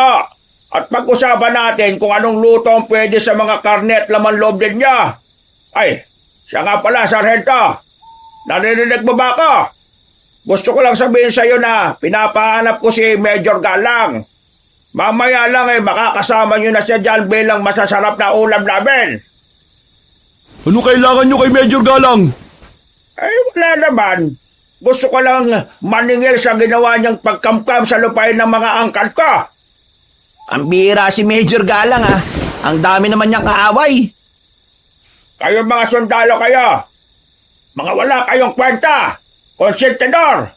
Hinahayaan niyo lang na magawa ni Major Galang ang mga gusto niya. Wala siyang pakialam kahit makaperwisyo sa buhay ng iba. Kung si Major Galang lang pala ang kailangan niyo, bakit pati kami nandito? Wala naman dapat akong pakialam sa inyo Pero kayo ang lumapit sa akin. Kaya naman, isasabay ko na lang din kayo sa mga kain namin para sa salo-salo namin mamayang alas 3. Dami mo namang sinasabi. Tingnan natin kung makapasok kayo rito. Paano kung sunugin ko na lang kayo dyan para lumabas kayo? Sunugin? Kaya mo bang masunog ang mga imbakan yung pagkain dito? Mukhang dito yata imbakan nyo Buwisit talaga ang mga tao kahit na kailan no? Mga buwisit kayo! O ano, hindi mo rin kaya, di ba? Biglang nanahimik ang matanda sa labas. Mga ilang sandali lang, biglang kumalubog ng paulit-ulit ang pintuan. Sinusubukan ng mga aswang na makapasok sa loob. Pero dahil masyado mabigat ang mga nakaharang at meron ding kandado makapal, walang magawa ang mga yon kundi umangil ng umangil. Walang magagawa ang mga yan. Mapapagod na lang sila. Noong mga sandaling yon, naging kampante silang hindi na sila mapapasok ng mga aswang. Napapabuntong hininga na lamang si Arman. Kahit kasi nasa ligtas na lugar sila, wala naman silang kasiguraduhan kung makakalabas pa sila roon. Walang ibang paraan para takasan ng mga aswang. Bagay na nagdudulot ng kawalan ng pag-asa sa kanila. Makalipas ng ilang oras, sumapit na rin ang alas 5 na madaling araw. Wala silang naririnig na tilaok na manok sa labas. Pero naririnig nila ang mga aswang na umaalulong na parabang mga aso. Pagkatapos sa mga alulong na yon, bigla silang napatayo sa kanilang narinig. May nagratrat ng baril sa labas. Naririnig din nilang nagpulasan ng mga aswang. Pero karamihan sa mga yon ay nakipagsabayan kaya mas sumaba ang pagpapaputok ng baril. Ha? Ano yun? Baka mga kasama ninyo. Di ba yung mga kasama namin nakaharap nila Major Galang? Paano sila makakarating dito?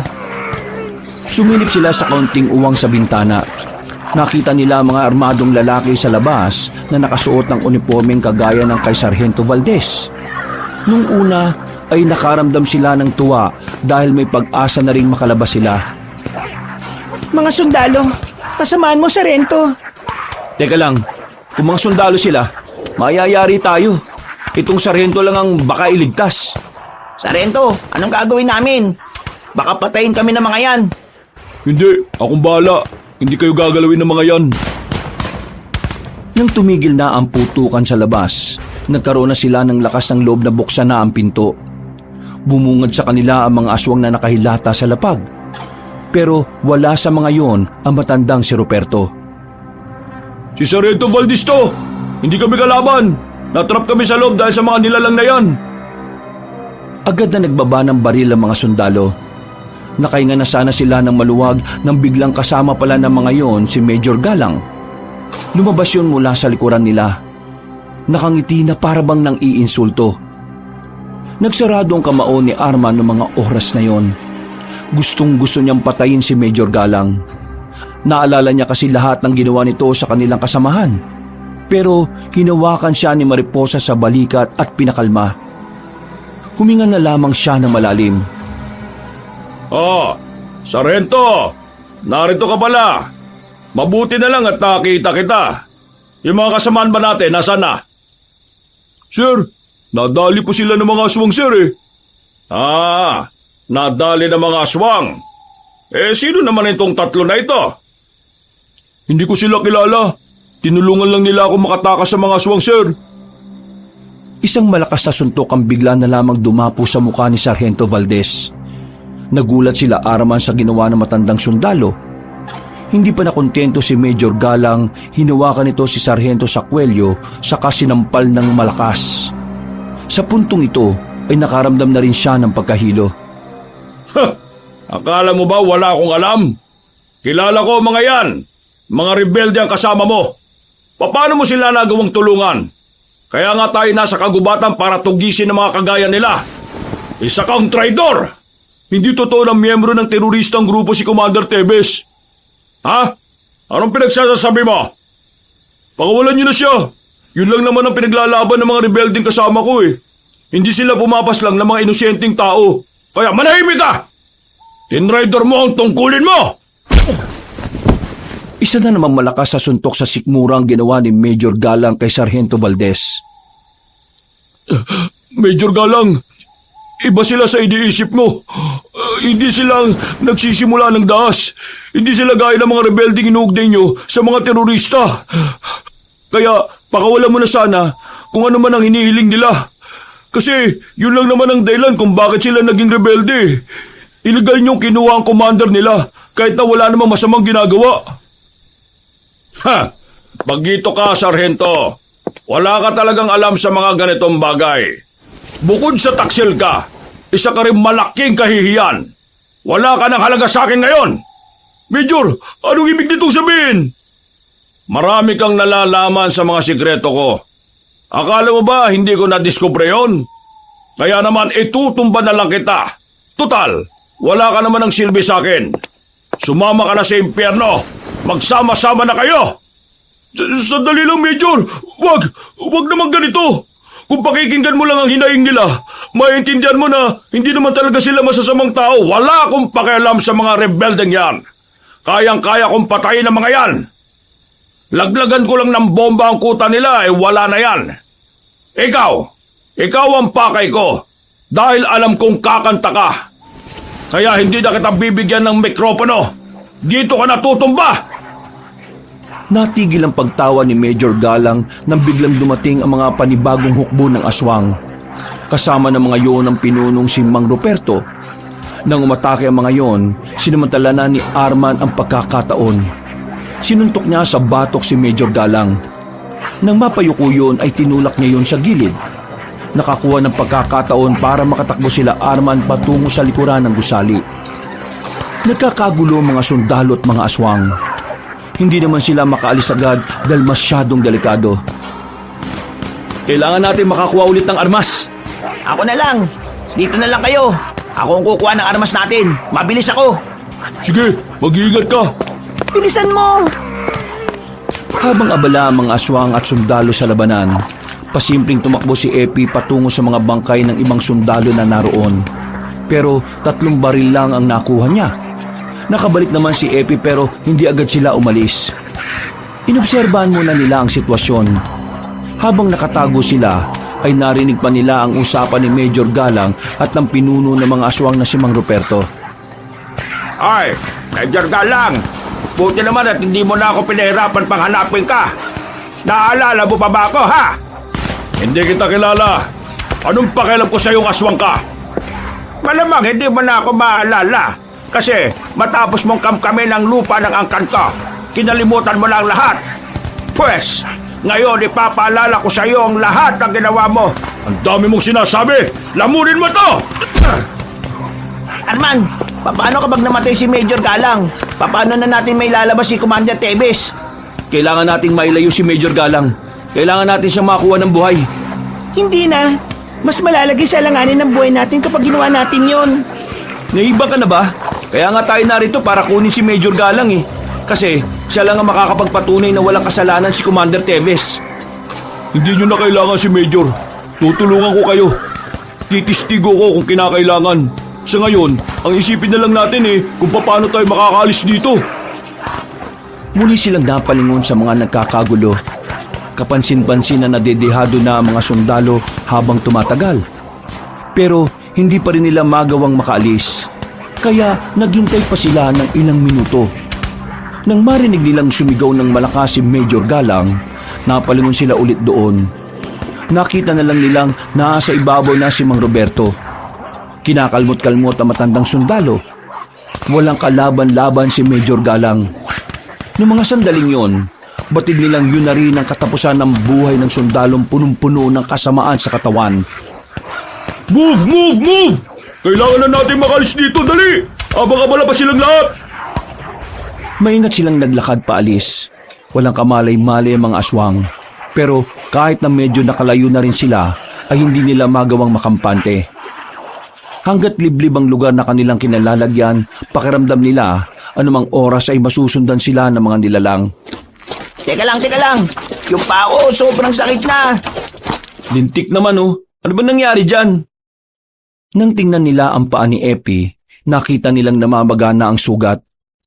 Nagkukulay ubi na rin dahil ilang beses na rin yung nalamog. Kaya mo pa bang maglakad? Oo, kaya ko pa naman. Pahinga lang ng konti. Kulay ubi ng paa mo. Pero hindi naman dumudugo.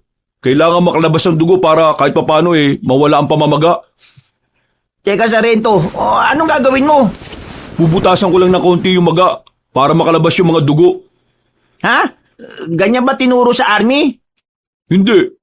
Pero huwag ka na makulit. Kailangan natin tong gawin. Baka mas lalong ma-infeksyon yan. Kahit na nagdududa si Epi sa sinasabi ni Sargento Valdez, ay sumunod na lang din ito sa sundalo. Napasigaw na lamang sa sakit si Epi nang butasan ng sarhento ang kanyang paa. Pero maya-maya lang, naramdaman ni Epi na parang nabawasan ng kaunti ang sakit. Maraming salamat, Sargento Walang anuman. Saan na ba tayo ngayon? Diretsuhin na lang natin to. Hindi naman natin to nadaan kanina Kakagat na rin naman ang liwanag. Inalalayan na lang nila si Epi at saka nag-umpisa na rin maglakad-lakad. Hindi nagtagal, tuluyan na ngang nag-umaga. Dahil maliwanag na ang paligid, ay agad na rin naman nilang nakita ang kalsada. Nagmamadali silang tumungo roon sa pagbabaka sakaling may mapapadaan na sasakyan. Pero sa kasamaang palad, wala ni isang sasakyan ang lumitaw. Kaya naman, wala silang magagawa kundi ang lakarin ng kahabaan ng kalye. Dakong 9:00 ng umaga, meron na silang narating na maliit na komunidad. Agad silang pumasok doon at dahil nakauniforme pang sundalo si Sargento Valdez, ay madali silang nilapitan ng mga tao. Tinulungan sila ng mga yon. May nagmagandang loob sa kanila na patuloyin sa bakanting bahay. Ay, salamat naman. May mapagpapahingahan na rin tayo. Arman, anong ginagawa mo dyan sa pintuan? Nagmamasid. Wala akong tiwala sa mga nandito.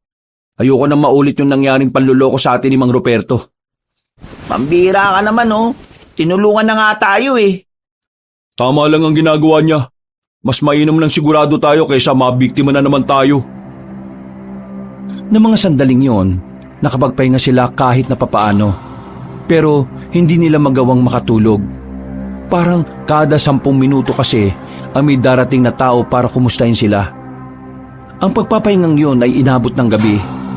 Alam naman na nila ang daan patungo sa sakayan.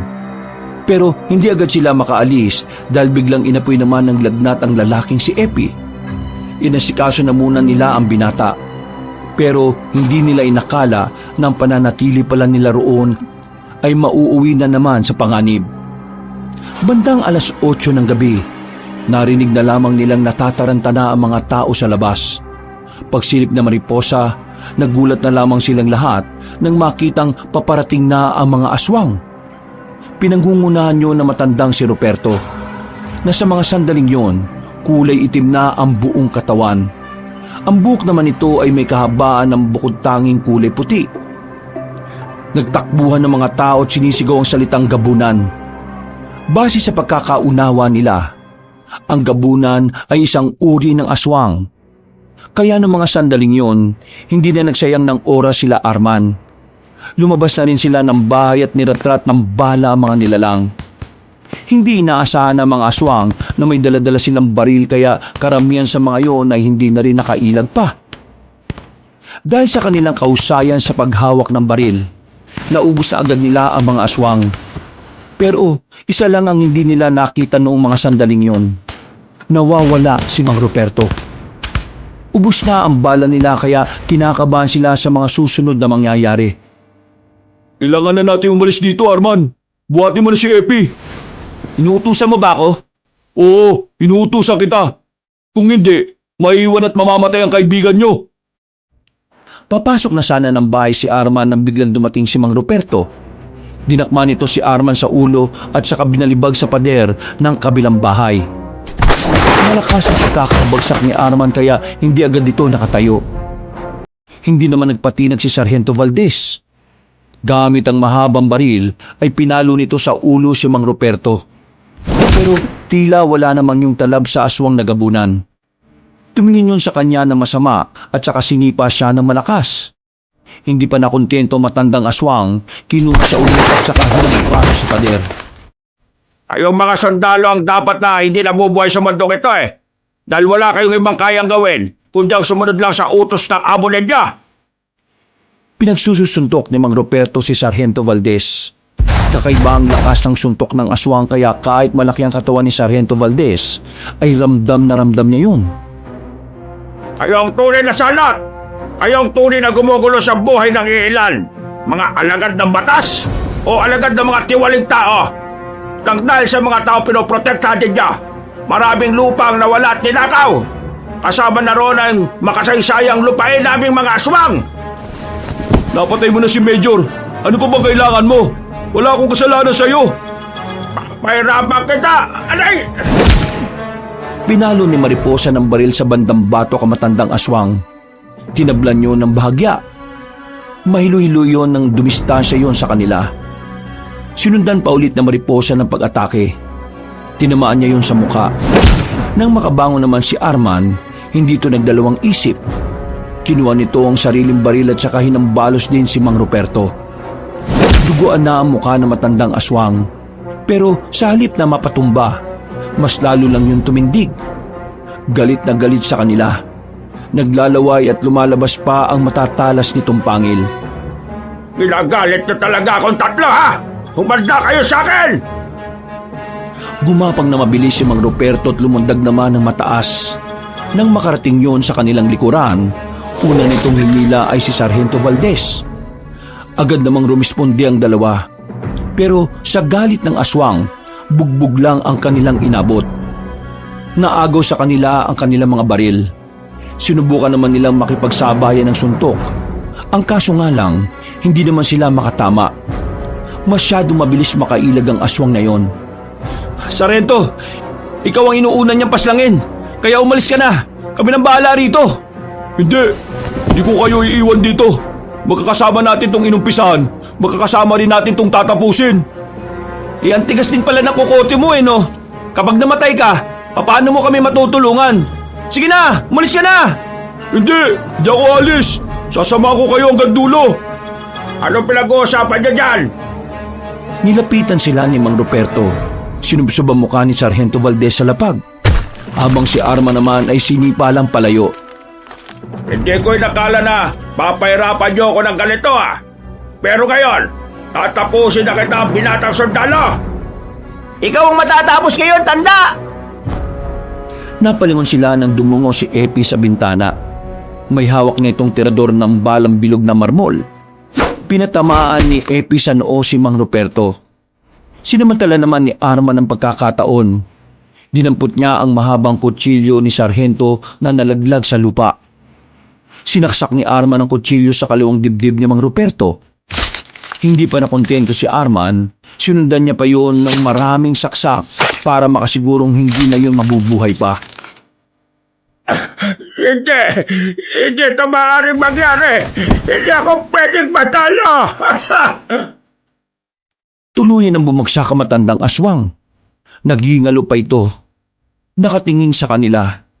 At kahit na nag-aagaw buhay na ito, tila gusto pa rin silang kainin ni Mang Ruperto.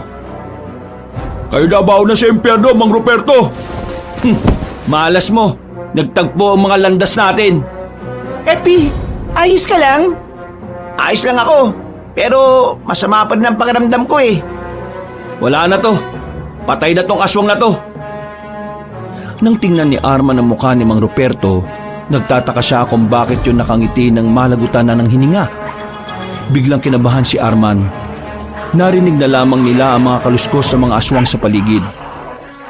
Nanlumo sila nang makitang napakaraming aswang ang nakapalibot sa bakuran na kinalalagyan nila. Mga pre, tapos na tayo dito. Pampira, ang dami pa pala nila. Sobrang malas naman natin, oh. Men, palag-palag na to! Noong mga sandaling yun, batid na nilang katapusan na ng buhay nila. Wala na silang matatakbuhan. Bukod pa ron, higit na mas marami sa kanila ang mga aswang. Naghahabaan pa ang mga kuko ng mga yon, sapat na para gawing panapos sa kanilang buhay. Nang mga atake na mga aswang, napayuko na lamang sila nang muling makarinig ng magkakasunod na putok ng baril. Dumating ang grupo ni Commander Ligaya. Nalagas sila ng walang kahirap-hirap.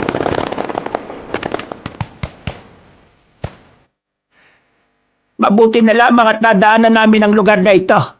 Hindi ko nakala na narito kayo. Pero ang mahalaga, ligtas kayong tatlo. Ay, teka. Sino ang isang ito? Sundalo to ah.